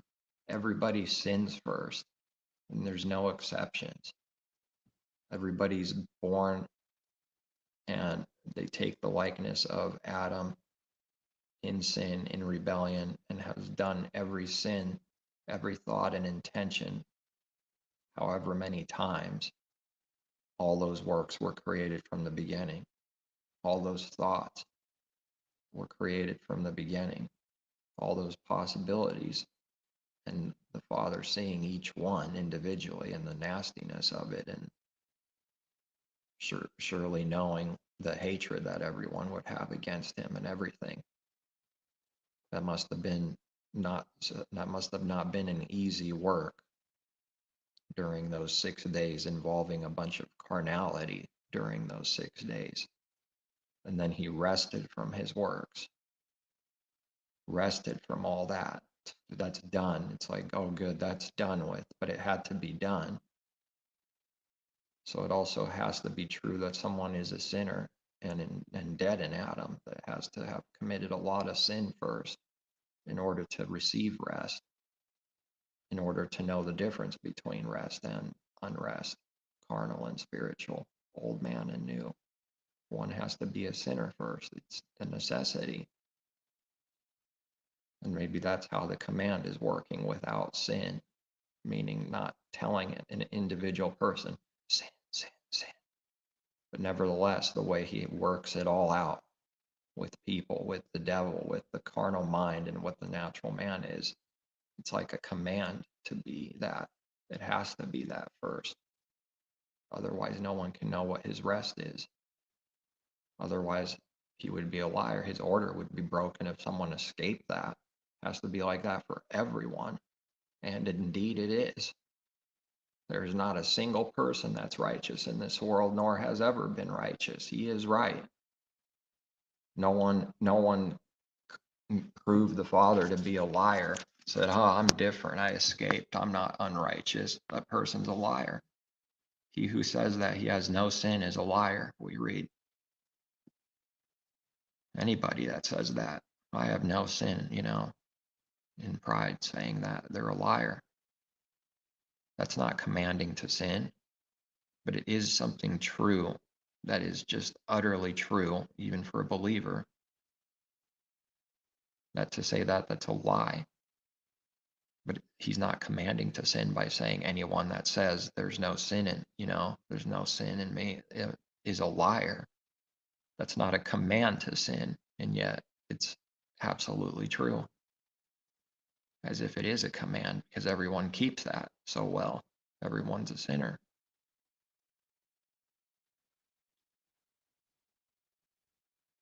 Seeing what self is and what he is doing, covering us with his covering.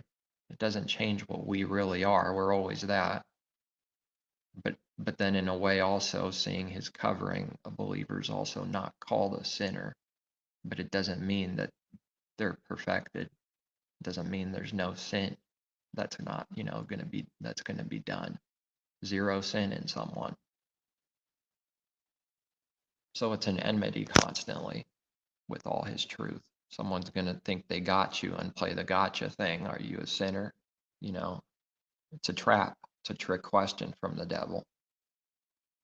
So the Father has to give us the right words at the right time on how to answer, like Messiah constantly had to do, because that's all they ever did was try to ask questions to trap him. That's their wicked intention. They don't want to know truth. They're not asking because they care or love you. They're asking because they hate you, because they want to trap you. They want to prove something against you and condemn you, point the finger and say, gotcha. You must be false now because you fell for my trick and answered yes to my question. That's what's going on in their mind. Maybe that needs to be exposed, that's what's going on in their mind. And then they'll be proven the sinner from the beginning first, before there's any answer to their evil question. If your heart is so evil, you're trying to trap someone, who do you think you are? That you're good? That you're some kind of tester, some kind of righteous judge testing mankind? And yet the little serpents think they're God. They're sent out to do that, to test, and they believe it's from God, that they're righteous. I'm just testing you. No, they're not. They're not testing you in that they're doing righteous testing at all. No, they're not. They're doing evil. They're not testing. Someone says that every single time out of sin. And people laugh, a bunch of times too. Well, they lied. That's why someone's laughing. I was just testing you, That's covering self, even when it's like obvious. Or it's like they're just pouring out, it's obvious that they are lying, and that's why they smile and everybody laughs when someone says, I was just testing you. But a lot of times it's a serious thing now. They really believe their own lie, as if they're testing you. But the devil is sent out to test through people.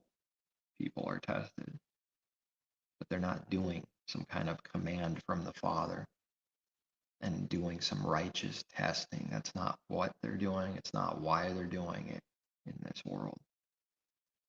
They're not doing righteous testing, which is the truth, the default for good, for truth, meaning testing is only a good thing, the right way, and the evil doesn't count for anything. So then you say they're not testing, they're not doing that, they're just claiming to. They're doing the evil testing, which is nothing, which is the evil, which proves they're evil. While they test you, they prove they're evil themselves. What is that? What's the point of that? Hypocrisy.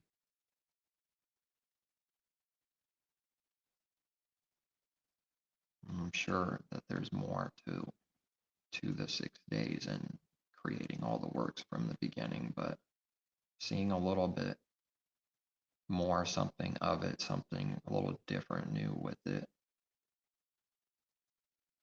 And like all his word, there's always more to it. There's more to that same word that's just not being seen, until it's given.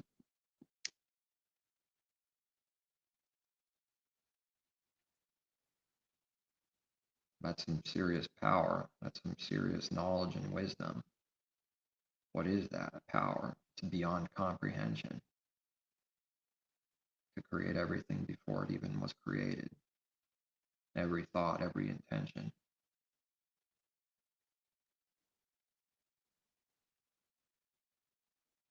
That's why we read to fear him. But that's for our own good, so that we may not sin. This good fear leads to doing what's right and not sinning. The more someone fears him and the more perfect that fear is, then meaning the more someone fears him, then the more sin they don't do, the more good they do, the more they overcome sin through fearing him. Messiah commanded to fear him. Fear him, he said. Don't fear man who's able to destroy the body, but not the soul. Fear him who is able to destroy the body and the soul in Gehenna, in hell as it's known. Because he can touch the soul. He's in control of the spirit. He's in control of that which man has no control over.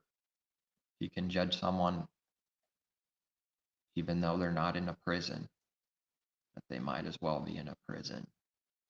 But in this world, a man needs to see to believe. He needs to see that a man is in prison for what he has done. And if he's not, that means he's getting away. He will take vengeance on his enemy.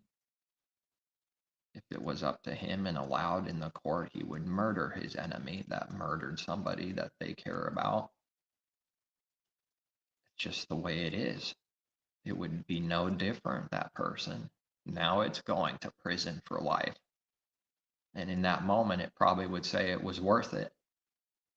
Because they're all trapped in pride. They have to say something that's prideful, don't they? Doesn't anyone? They often smile as somebody's speaking about the murder they committed, mixed with a bunch of judgment, fear, and wrath. It's real confusion in there. That's the reward for doing great evil, severe confusion. It still wants to take pride as if it did good, as if it didn't do anything wrong, but inside it's utterly destroyed at the same time too. And it doesn't care about what it did either, but it's judged. It makes it look like they care if they're, sorrowful any amount. But Judas doesn't actually care for what he did or the person. He's sorrowful because his soul is destroyed. He's guilty. Being guilty makes someone look like they care. How deceitful it is. No wonder we read of that deceit so sly. The deceitfulness of sin is really deceitful. Even the guilt is doing something false through man, making it look like they care. because it's an image of like sorrow, an image of destruction. But that's the judgment, not rightly dividing. That's the destruction, the guilt, the judgment eating someone up. It's not sad because it cares. Who can believe it? There's just no good in man. It doesn't care. It's why it did what it did. The works proved it. They're in a bag. It's over. And Felix has ran out of tricks. Nobody can trick the Creator. We do read about all the works are like in a bag.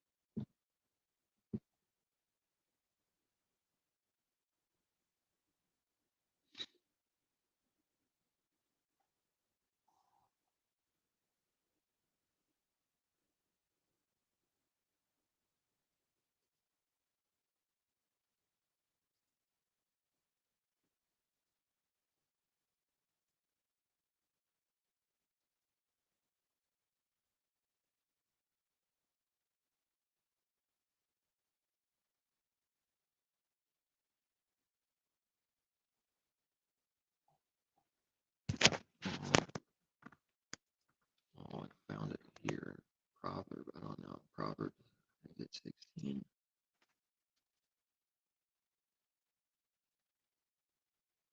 I think so.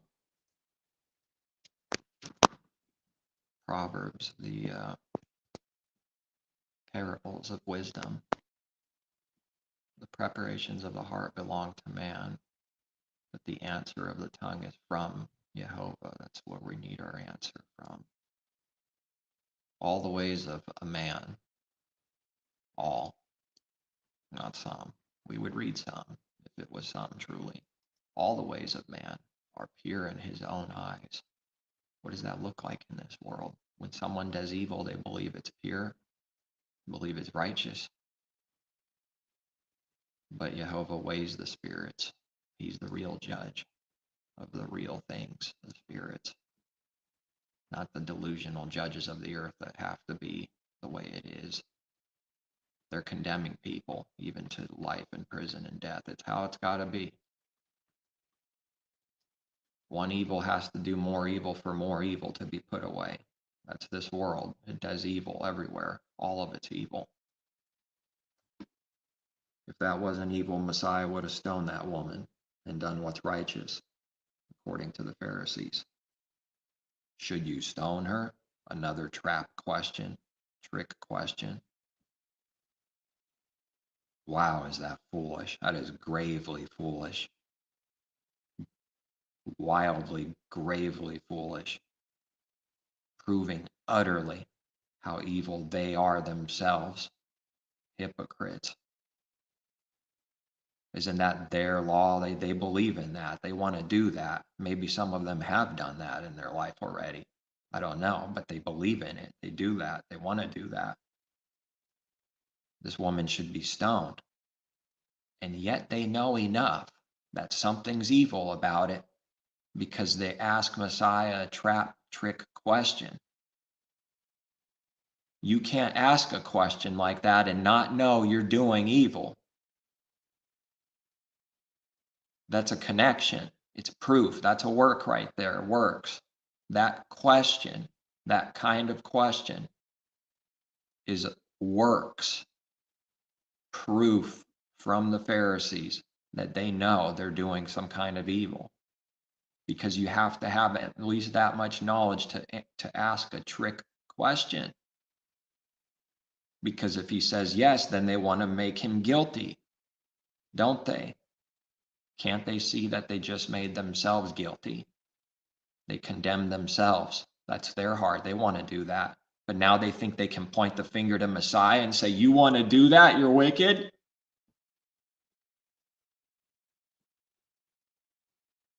This is disturbing how stupid and evil that is. It's really disturbing. How blind that is. Literally condemning its own self, pointing in a mirror. They want to stone the woman. They believe in stoning the adulterer. It's in their law. They say so. They believe it. They've been proclaiming it all their life. They can't say they haven't now. Can't change their mind now. He changes his mind and transgresses.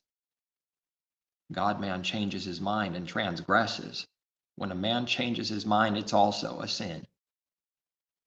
Take it to the evil bank and then burn it down. Fire cleanses. The old man needs to be burned down. This is evil. Evil hypocrisy. That's a strong example of hypocrisy there with the adulterer. It's a trick question. Even the devil can't deny it.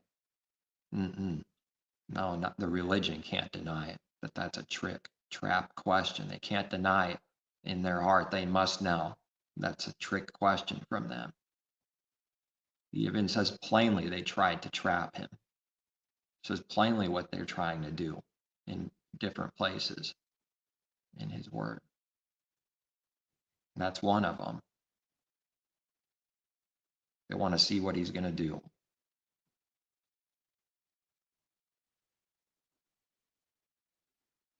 If he wants to stone her, then they'll say he's wicked.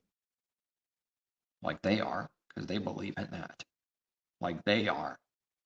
If he doesn't, then they're saying he's breaking the law. For the law says to stone the woman, or to stone the person that commits adultery with witnesses. Right? It does say that.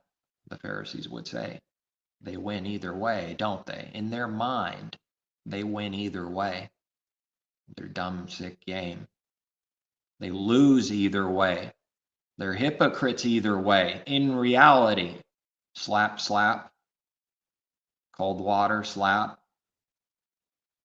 another bucket, it's not working, slap, bathtub, not working, slap, slap, drowned by the ocean. Well, I guess that worked. That stopped the evil.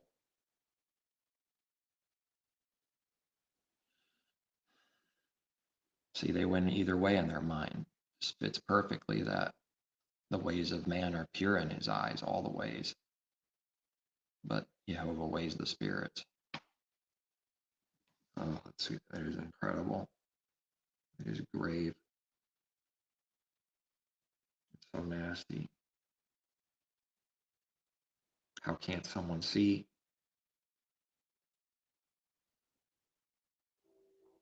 Boy, when we read blind, it really does mean blind, doesn't it, in his word? When Messiah says blind guides, Pharisee blind, he knows what he's talking about because he sees these things in his heart, these spiritual things going on, the hypocrisy, seeing all of that ahead of time in them, even knowing right away that they're trying to trap him, and that's why they're asking the evil question. It's not a question in the Creator's kingdom. It's just wickedness and hypocrisy. It's not a genuine question. A question is you ask something and you want to know, and someone answers, and you want to hear that answer. That's a question. They didn't ask a question to hear some kind of answer that they want to genuinely know. They want to hear a different kind of answer, premeditated, fixed already, that if he answers this, then he's this. If he answers this, then he's this. They're the judge. They don't want to hear an answer for someone. They're not asking a question. Sure looks like it, doesn't it? They're not asking a question. The world would say they're just asking a question. The courts of this world would say that and determine the one that says they're not answering a question. They're not asking. They would determine you insane, and you would definitely go to prison and lose over the other guy. Absolutely, every time. Because that judge needs to defend itself. It doesn't want to see its own sin, which the Spirit is revealing. That the question is not a question. That's starting to reveal someone's sin, to expose the sin that's there, right there, and say that's not legit. You can't do that. That's not legit. That's not a question. That would go back to the person, wouldn't it? So even if someone hates those guys, that he would still support them because he's supporting himself. He's saving himself from being exposed by that wicked light, that evil light. Sees too much, that light. Snuff it out. Snuff out Messiah. He's destroying all our traditions and destroying Jerusalem and dividing it. We're losing control, translation. We're losing control because of the divisions and the chaos that Messiah is causing. Riots he's causing. He's doing that.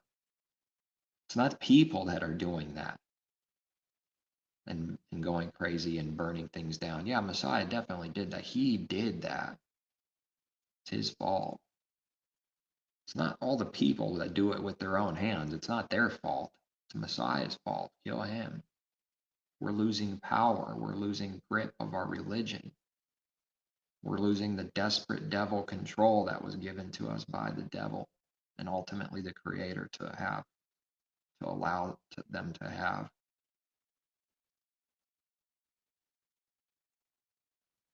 A carnal control over people, which is what they lust for. To be revered and worshipped and seen as righteous and declared as wonderful, amazing men is what they want from the people. Why they do what they do. They want that to be told to them by many. And people say that all the time about others that they know, or that they don't know very well, but they met because they're worshiping the image. Oh, he's a very good guy. Yeah. Show him some love and respect. He's a good guy. That's going on all the time.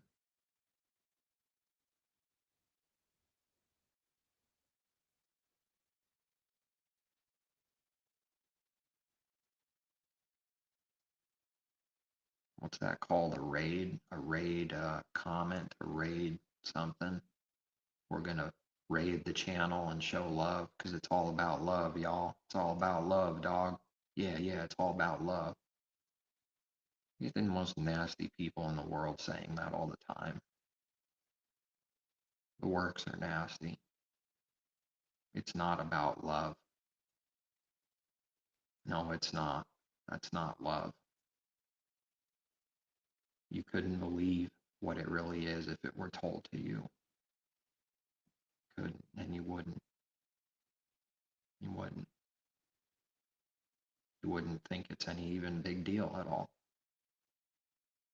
It would be as if it's nothing. Besides evil, it would be nothing.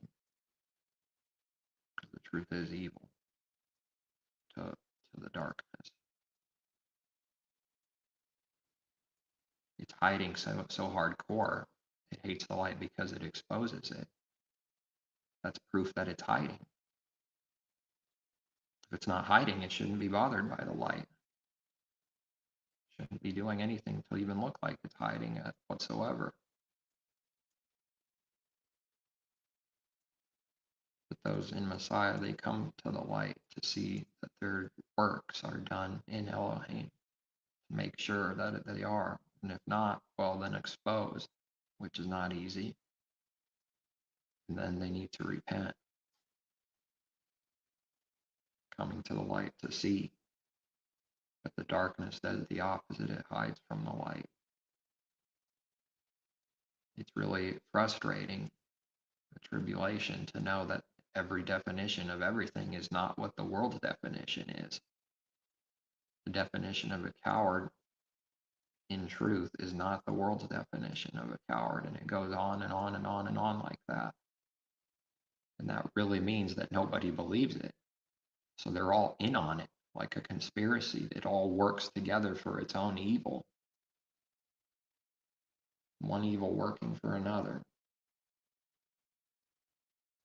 It's not really working, but in its own way, it does the masquerade of a good work, all things working out for the good. Well, all things work out for the evil too, through the devil. One evil tries to cover another evil, and then that brings more evil, which brings more profit usually, because evil and profit seem to be going hand in hand.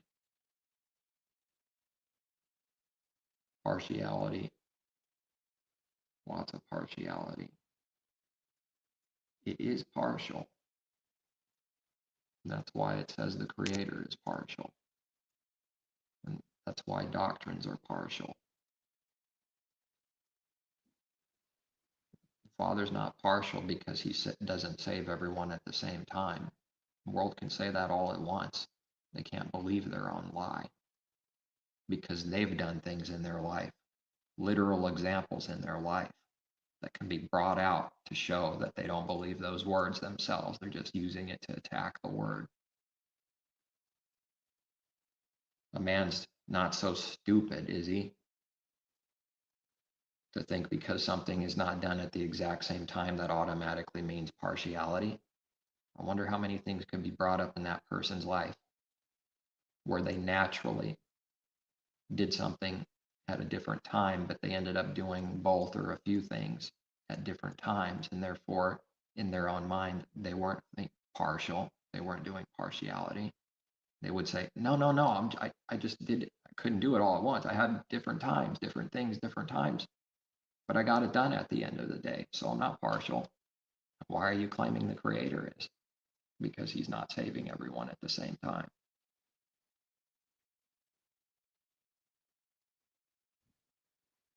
He can do whatever he wants. He has the right to make it a different time for a purpose, because it wouldn't work if it was all at the same time.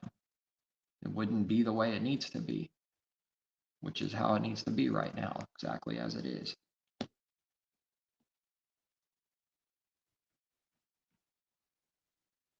There's a time and place for everything, and I'll add something to that. The time for this, there's a time for saving a few, and there's a time to save the rest. Because that is his word, that is his teaching. There's a time for an evil age, there's a time for a righteous age to come.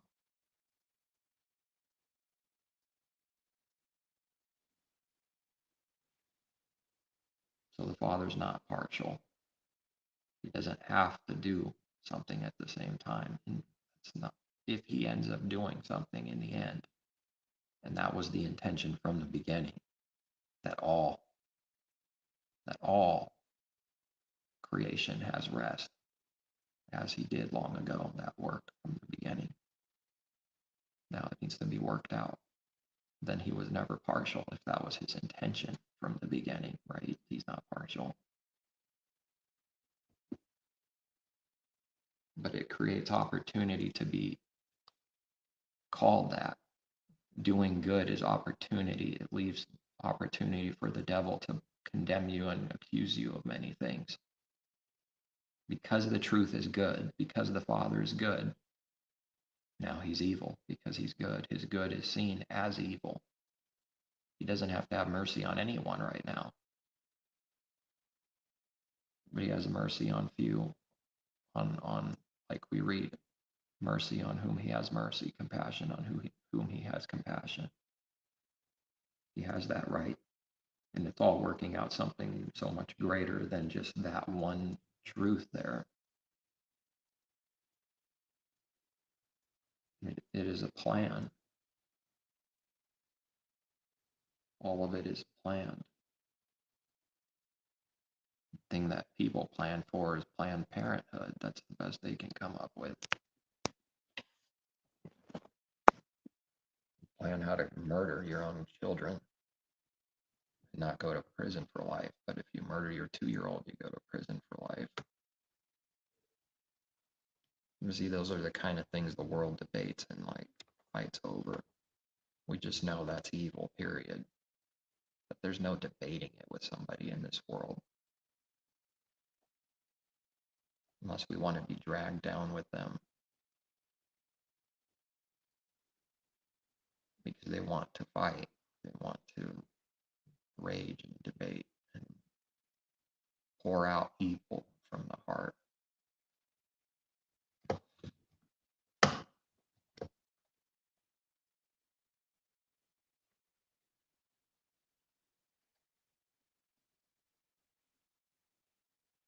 When a man's ways please Yehovah, he makes even his enemies to be at peace with him.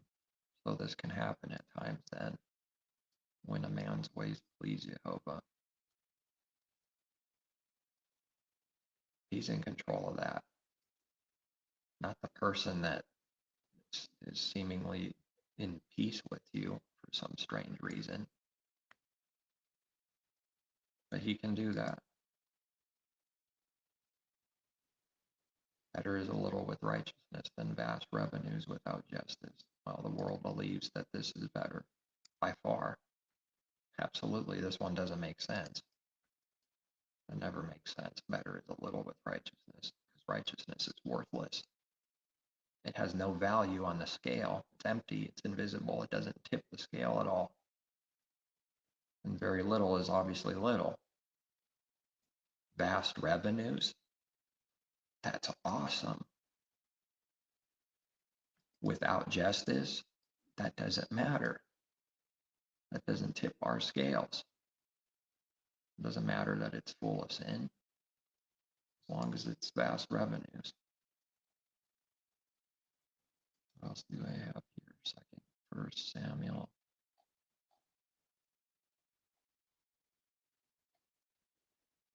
One more verse here, somewhere in here, that speaks of the Father being who he is.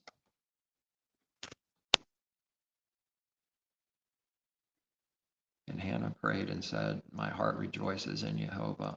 My horn is exalted in Yehovah. I smile at my enemies because I rejoice in your salvation. No one is holy like Yehovah, for there is none besides you. There it is again. None beside you. Nor is there any rock like our Elohim. Talk no more so very proudly. Let no arrogance come from your mouth. For Yehovah is the Elohim of knowledge, and by his action, by him actions are weighed. The bows of the mighty men are broken, and those who stumbled are girded with strength. Those who were full have hired themselves out for bread, and the hungry have ceased to hunger. Even the barren has borne 7, and she who has many children has become feeble. Yehovah kills and makes alive. He brings down to the grave and brings up. Messiah went down and he was brought up. So that's the promise for all believers, that he does do both of these things, but he also brings back up. Yehovah makes poor and makes rich. He brings low and lifts up. He raises the poor from the dust and lifts the beggar from the ash heap, to set them among princes and make them inherit the throne of glory. Well, he did that for Messiah. And now for everyone that believes to be receiving the same things. For the pillars of the earth are Yehovah's, and he has set the world upon them. We have a different picture in the world of a mostly naked strong man holding a globe on his shoulders. Not quite the right picture. He will guard the feet of his saints, but the wicked shall be silent in darkness. For by strength no man shall prevail. The adversaries of Yehovah shall be broken in pieces. From heaven he will thunder against them. Yehovah will judge the ends of the earth. He will give strength to his king and exalt the horn of his anointed. To be anointed, to receive his spirit, to be anointed. Then Elkanah went to his house at Ramah, but the child ministered to Yehovah before Eli the priest.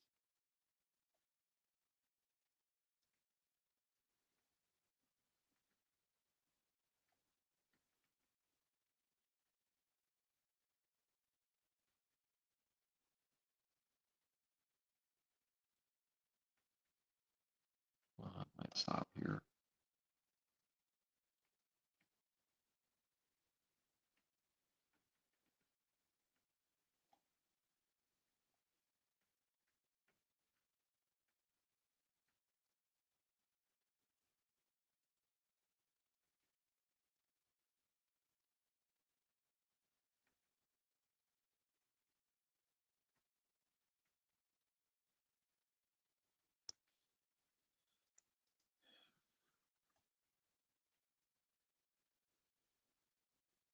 For as the Father raises the dead and gives life to them, even so the Son gives life to whom he will,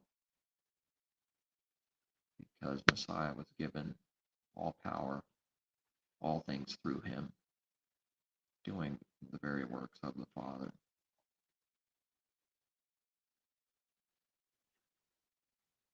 For the Father judges no one, and yet he is the judge of the earth, but has committed all judgment to the Son. And simply, the Father judges no one in that he judges no one unless it goes through Messiah. Without going through Messiah, he judges no one, but he's judging everyone. But this right here is that it all goes through Messiah. And in that way, he judges no one. That all should honor the Son just as they honor the Father. He who does not honor the Son does not honor the Father who sent him.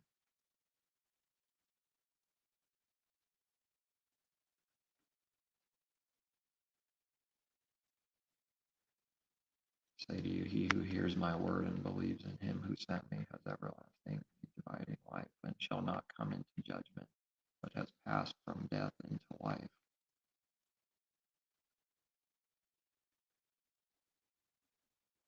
The hour is coming, and now is, when the dead will hear the voice of the Son of Elohim, and those who hear will live. For as the Father has life in himself, so he has granted the Son to have life in himself, and has given him authority to execute judgment also, because he is the Son of Man. Do not marvel at this, for the hour is coming in which all who are in the graves will hear his voice, and come forth, those who have done good to the resurrection of life, and those who have done evil to the resurrection of condemnation. I can of myself do nothing. As I hear, I judge, and my judgment is righteous, because I do not seek my own will, but the will of the Father who sent me. If I bear witness of myself, my witness is not true. This is a strange thing to be hearing that in the world. For Messiah just being that truthful. He understands truth, so he's speaking. If I do this, then I wouldn't be this. And that just must be like nonsense for someone to hear that in the world. He sees what he's doing and what he's not doing. He's not confused. If he did what someone accused him of doing, then he answers that question. If I did this, then I would be this. And then what? Someone goes cross-eyed for hearing that? What's someone going to do next? They just told the truth. Stars are spinning. They see stars like they got hit with a baseball bat. Nobody does that.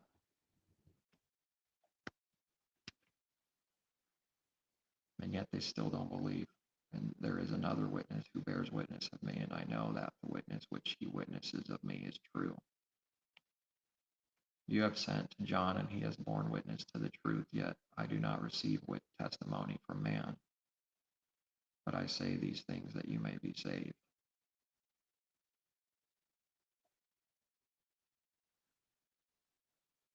He was the burning and shining lamp, and you were willing for a time to rejoice in his light. But I have a greater witness than John's.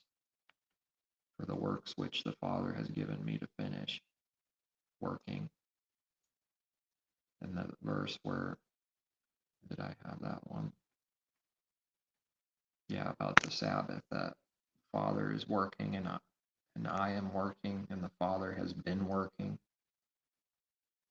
And the Pharisees wanted to kill him all the more because he broke the Sabbath. He broke their law, the carnal law. He broke the letter of the law. He broke man's understanding of the Sabbath. He didn't break the actual Sabbath.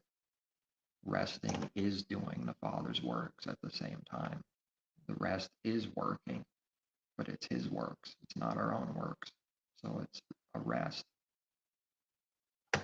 Rest for the soul. Rest for doing our own works, which is always a judgment, which is always a condemnation, heavy, burden, full of burdens. But his works are light. They're without condemnation.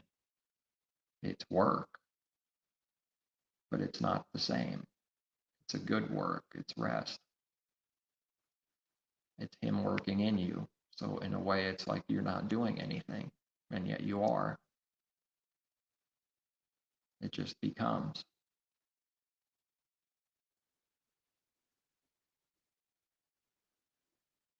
The very works that I do bear witness of me that the Father has sent me, and he teaches that the works are everything that proves the work, the fruit proves what a tree is.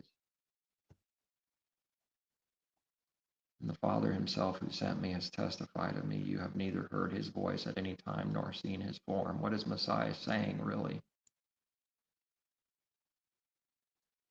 He's telling them, the people he's speaking to, you have never heard his voice at any time. Isn't that implying that it's possible to hear his voice? Yes, he's telling the truth. They have never heard his voice at any time nor seen his form. Messiah hears his voice all the time, and he sees the Father. But he's not speaking of the carnal seeing. That would break faith. He's not speaking of the carnal seeing and hearing like Moses heard with his literal ears. He hears the Father's voice. He sees who the Father is in spirit. This is the only seeing that is available. There is no literal seeing him. Not in this age. And the Father himself is in me. But you do not have his word abiding in you, because whom he sent, him you do not believe. Messiah is the word. He fulfilled the Father's word and therefore became the Father's word, a living word. The word is speaking to them and it denies him. Therefore, they don't have the Father's word, all of it.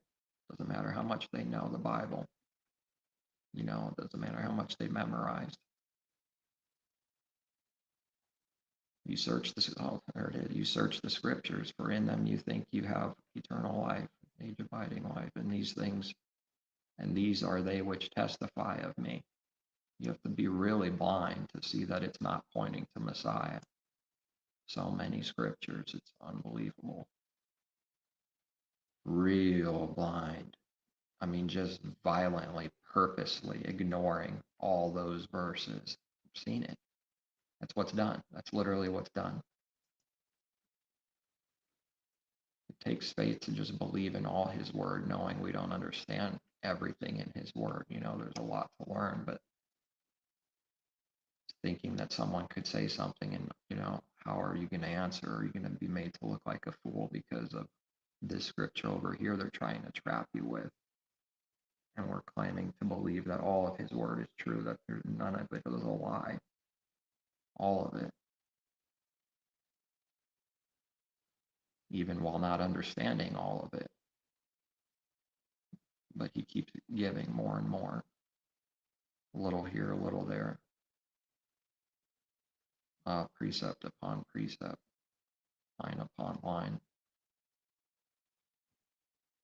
And it takes faith to believe still that will happen, that his word is true. Even while not seeing all of it. To still believe in it.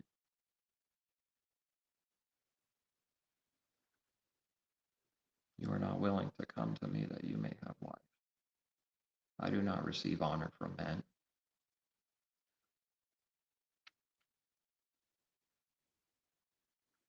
never happens. Everything Messiah is doing, it never happens. They're seeing the works that they never see before, and they can't see how. They don't want to see how. Nobody talks like this in the heart. Nobody means this in the heart. Everyone wants to receive honor from men. Some more, some less. Some don't receive much honor from men, but they want to. They would like to. And Messiah is saying, I do not receive honor from men. How could he say that so boldly? Because if he's doing the Father's will and doing good, nobody can actually honor him because they hate the light. But if he were to sin, then it can look like people honor him and love him because he's sinning. But he's not sinning. And he knows what man is, and that man cannot love the light, and that they cannot honor him, so they won't. They honor lying men, they honor thieves and robbers and greedy men. They put them in office, those things. None of those men that are being honored by many are righteous men, and that's an understatement of the century, of the age. But I know you, that you do not have the love of Elohim in you. Their image sells their whole life as the love of God. No wonder they want to murder him for speaking the truth. They sell strongly that they love God. They're the religious men. People just want to worship the image of the love of God, and love is love, and that glory from men, that thin little image, that nice, beautiful image that's so easy to believe in. But doing the real works, no, people run away. They don't want to have anything to do with what it really is. If you love me, keep the commandments. I have come in my Father's name, and you do not receive me. If another comes in his own name, him you will receive. Exactly as it is. It's exactly the truth. If someone comes of himself, from his own self and pride in his own name, people receive that person. But now Messiah is coming in the Father's name, not his own, and they don't receive him. How can you believe who receive honor from one another and do not seek the honor that comes from the only Elohim? He's saying he's the only creator. He knows all the scriptures. I am he. I am the only one. There's no other but me. Messiah believes the truth. He knows there's only one creator. He knows 100%. There's zero doubt that there's only one creator. He said so himself. He testified that. He never said the opposite. Nowhere does he ever say the opposite of that once. That there's more than one creator, that he is the creator. Never. With how badly people believe that and want to believe that, it's pretty stunning to me that his word still exists today and it's not in there. I mean, that's proof that it hasn't been corrupted. Yes, there exists these other texts they created to throw in there and try to replace and mix up things, but it still exists though. It's not in there. And anyone that would want to try to say it is, we're ready to show them the scriptures and explain that it's not, that they're gravely mistaken with that they either don't see or want to believe that, or they're using some corrupt translation that literally just screws it up. It's not, it's being dishonest.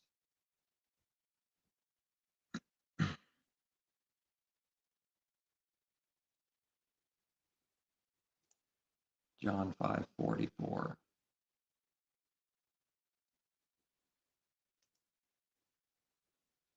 Click.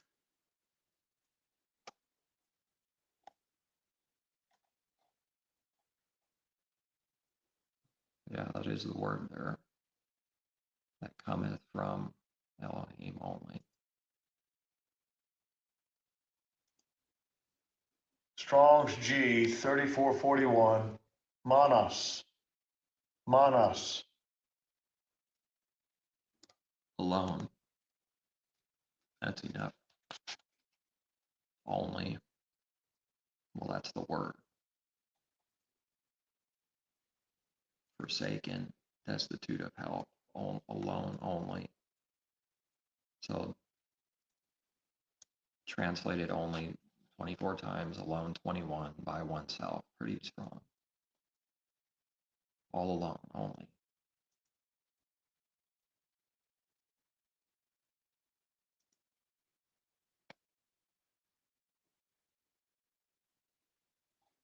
Where is it?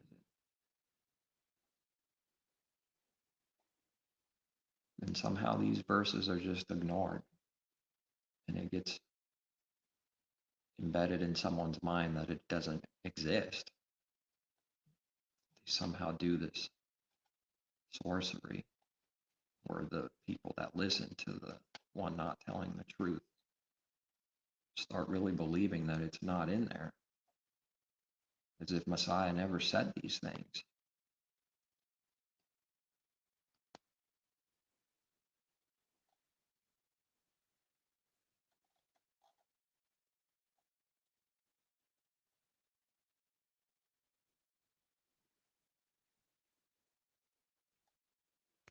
Do not seek the honor that comes from the only Elohim. Do not think that I shall accuse you to the Father. There is one who accuses you, Moses, in whom you trust. See, trusting in man. Why else would the Messiah say that? Trusting in a man.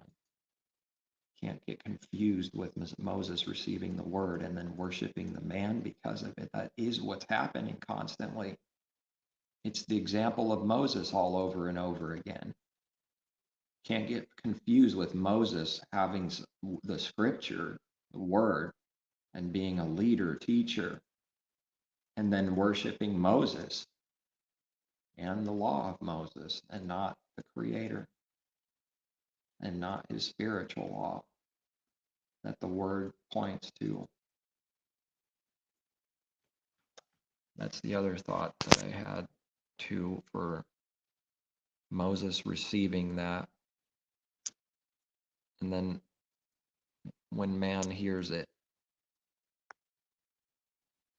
he doesn't see the intentions and thoughts from where that word came from, because everything the Father says and does has a purpose and a meaning and a reason and an answer. Always. It's said for a reason, out of meaning, out of purpose, always. That's what love is. It doesn't just go, blah. That's what hate is. It doesn't care. So every word has a purpose, a meaning, an intention for why it was said. How else do you transfer something from you speak to them? So thinking something spiritual, thinking of what spiritual murder is, and the Father knows what it is, and now he's saying it and putting it into words for people to hear, read, to hear the words of what he's thinking, what he knows to be true, for what spiritual murder is in his mind. And seeing what it is, seeing the bloodshed that it is in your mind for hating someone without doing anything physically, without even doing anything physically, seeing what it is, and you put it in words and he writes it down. The question is also, how else can it be said? That is an interesting thing too. It's just like the only way it can be, the way he created it. How else can it be said? He's not doing any disservice or lie or anything for deceiving the deceiver, because the deceived get deceived, they get tricked. He's not doing evil by judging someone for believing that his word is evil. for believing and trusting in their own understanding of any given word, for what all his word is meaning in the heart spiritually. It has to be written down a certain way. It has to be communicated, and it's through words. And then when man reads those words that came from heaven, he hears an earthly understanding, because man's from earth. And his picture in his mind comes up of what murder is, and that's it. Literally murdering someone. And then that's how it is with the rest of his word. But that wasn't the Father's thoughts. That's not why he said it is murder. He's not lying. It's murder in heaven. It's murder. That murder is from heaven, coming from above. There's not another word now. You could say it, kill and whatever, but there's not another word that it should be that it's not, and he's playing a deception. It's really murder. So he does no evil, giving his word, doing good, and freely giving his word to be recorded for all time and preserved, and calling it murder or stealing or adultery, envy. There is one that is sort of obvious in the 10 Commandments, that is, and that's envy. That one doesn't require any physical, right from the beginning. When you think of envy, it has to be something not physical. It's envy, spiritual. Stupid mouth. I know the phone exaggerates that, and it's not like that in real life where it's like, but I know it exaggerates that to some degree. So even if it's just a little bit, that stinking S whistle or whatever, it's really sensitive, it seems like. But anyway, I don't like it myself.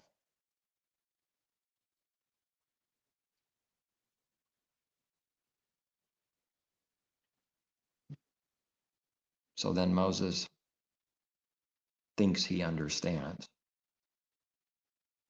He thinks he knows, and in his way, everything is right. I mean, Moses slayed that Egyptian. For what? For his people? Because he was angry because of the slavery.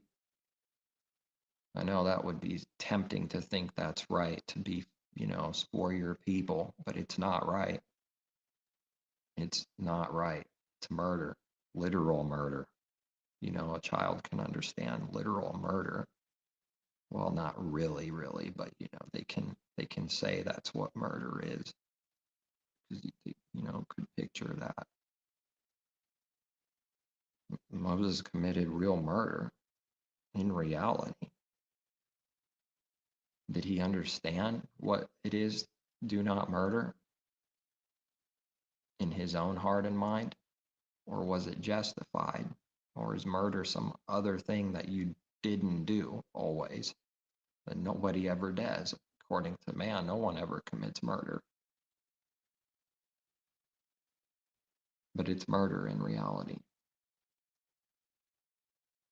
Hearing the word from the outside is not ever good enough. It's not the understanding. That's not it. Only hearing the word from within, from him, hearing his voice from within. A quiet voice that never seems to be very loud at any time.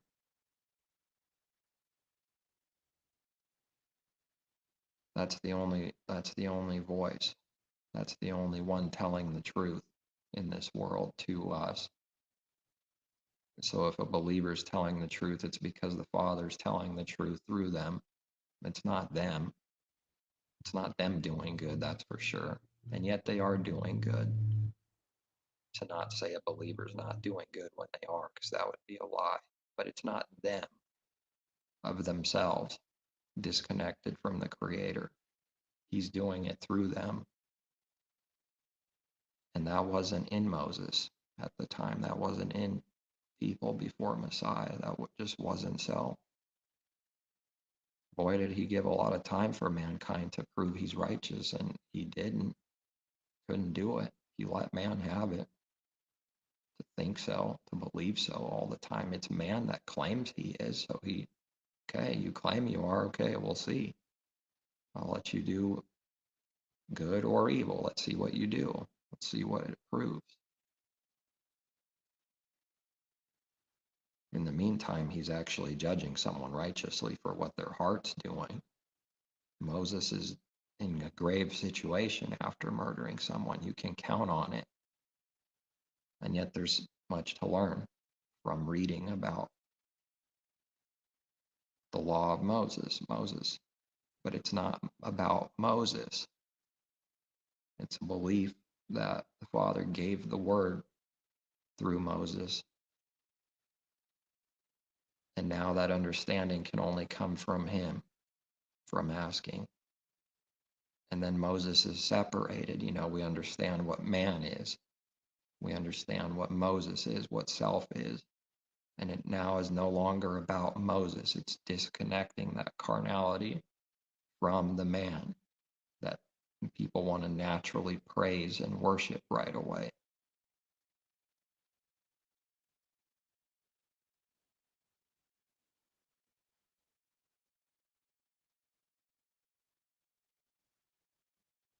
Because they want the praise of men and not the praise of the Father, but seeking the praise of men, and that can be tested. And if someone doesn't believe that, then test it. Test whether someone is doing works that prove that they are seeking and wanting the praise of as many people as possible. Test that. That can be tested. If someone's doing that, they're doing just as Messiah said. They are of the hypocrites. They are of, whether they're religious or not, it's the same work as the hypocrites that Messiah exposed. That especially were so because they believed. They said they believed. Messiah said they did not know the Father, that they did not. It is amazing how often it's happening. Is it going to look like it's an evil work in this world? Because no one believes it's evil, so it doesn't look like it. It's just like another day continuing by when someone does that evil and everybody's smiling. It's pretty deceitful. It really does make itself look like that was actually a good work. The sun is shining. It's a nice day. That's like when people do the most sin. Not literally because it's sunny, but it's just a picture. It's like that's when things are really nasty, is when it's looking really good. Maybe often when it's looking really bad, that's when it's actually good.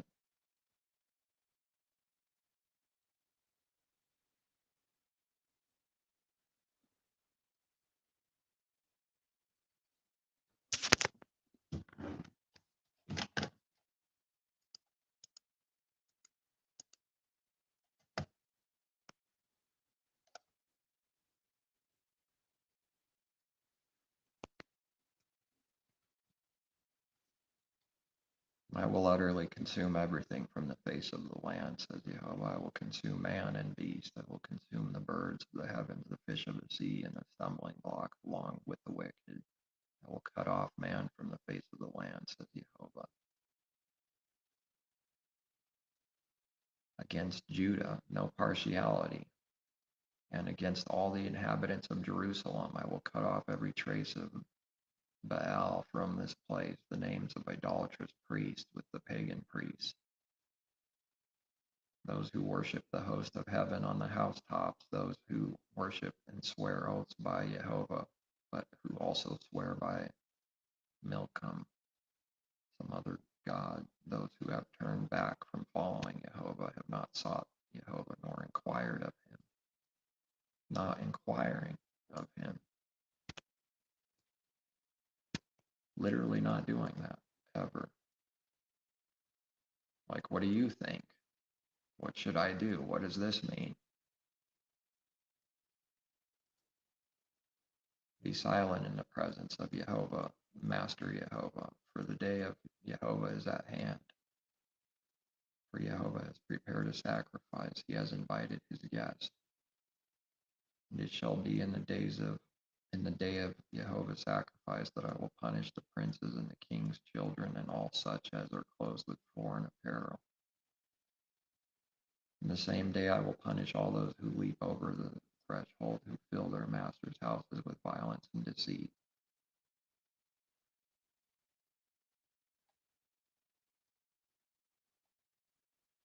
He is the judge. He's constantly judging.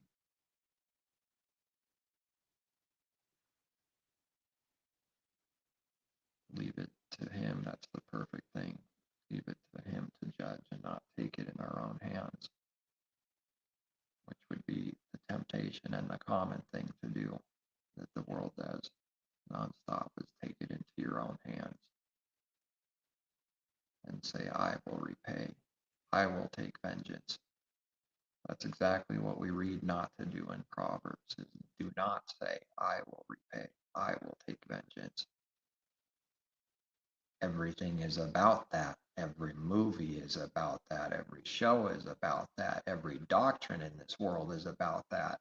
Everyone says that's righteous. Everyone supports and cheers if you were to take vengeance, because that's what they believe and do.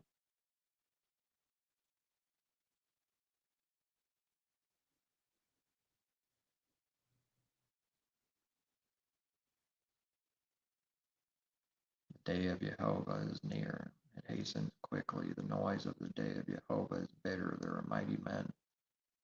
There the mighty men shall cry out. The day is a day of wrath, a day of trouble and distress, a day of devastation and desolation, a day of darkness and gloominess, a day of clouds and thick darkness, a day of trumpet and alarm against the fortified cities, against the high towers. It will bring distress upon men, and they shall walk like blind men. Is this not happening? Because they have sinned against Yehovah, their blood shall be poured out like dust, and their flesh like refuse. Their gold, their silver shall neither their gold, silver shall be able to deliver them in the day of Yehovah's wrath, but the whole land shall be devoured by the fire of his jealousy, for he will make speedy riddance of those who dwell in the land.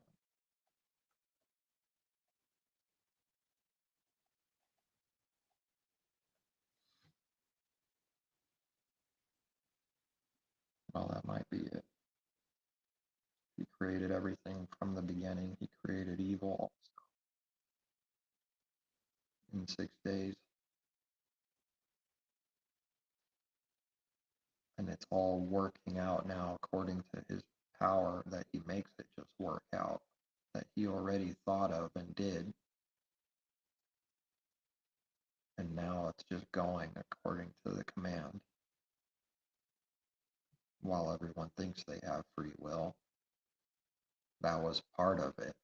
That was part of the thoughts and evil that would be, is people thinking that that's the greatest gift, free will. That's working out just as it was planned.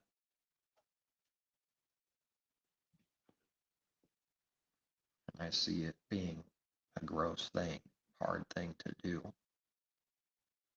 to have someone constantly believe something false all the time about him himself, and yet doing it anyways.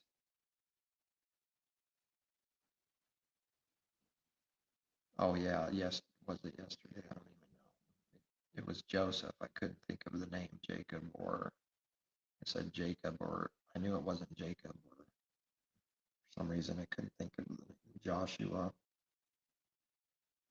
that I see as a type of Messiah. And the intentions that don't look like it. In the meantime, in the middle of it, it doesn't look like the intentions was to bring the brothers back. They thought he was dead. And then Joseph actually has food for them so that they can live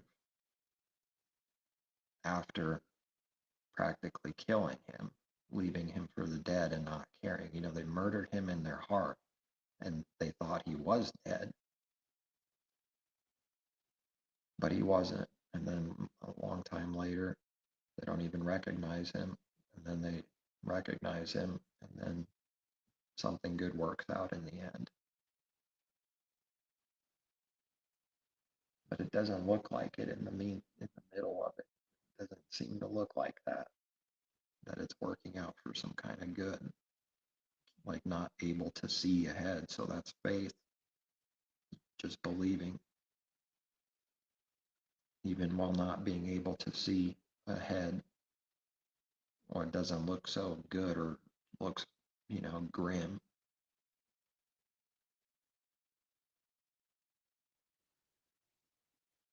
And that's what Messiah is going to do. It's over a long period of time. It's on a grand scale, and it doesn't look like it right now. But that's his plan. That's the Father's plan he's doing through Messiah.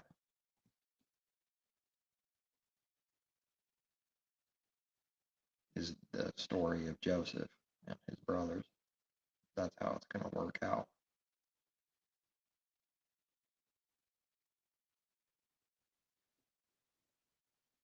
All right. I think that's it. Peace, take care, seek truth from above.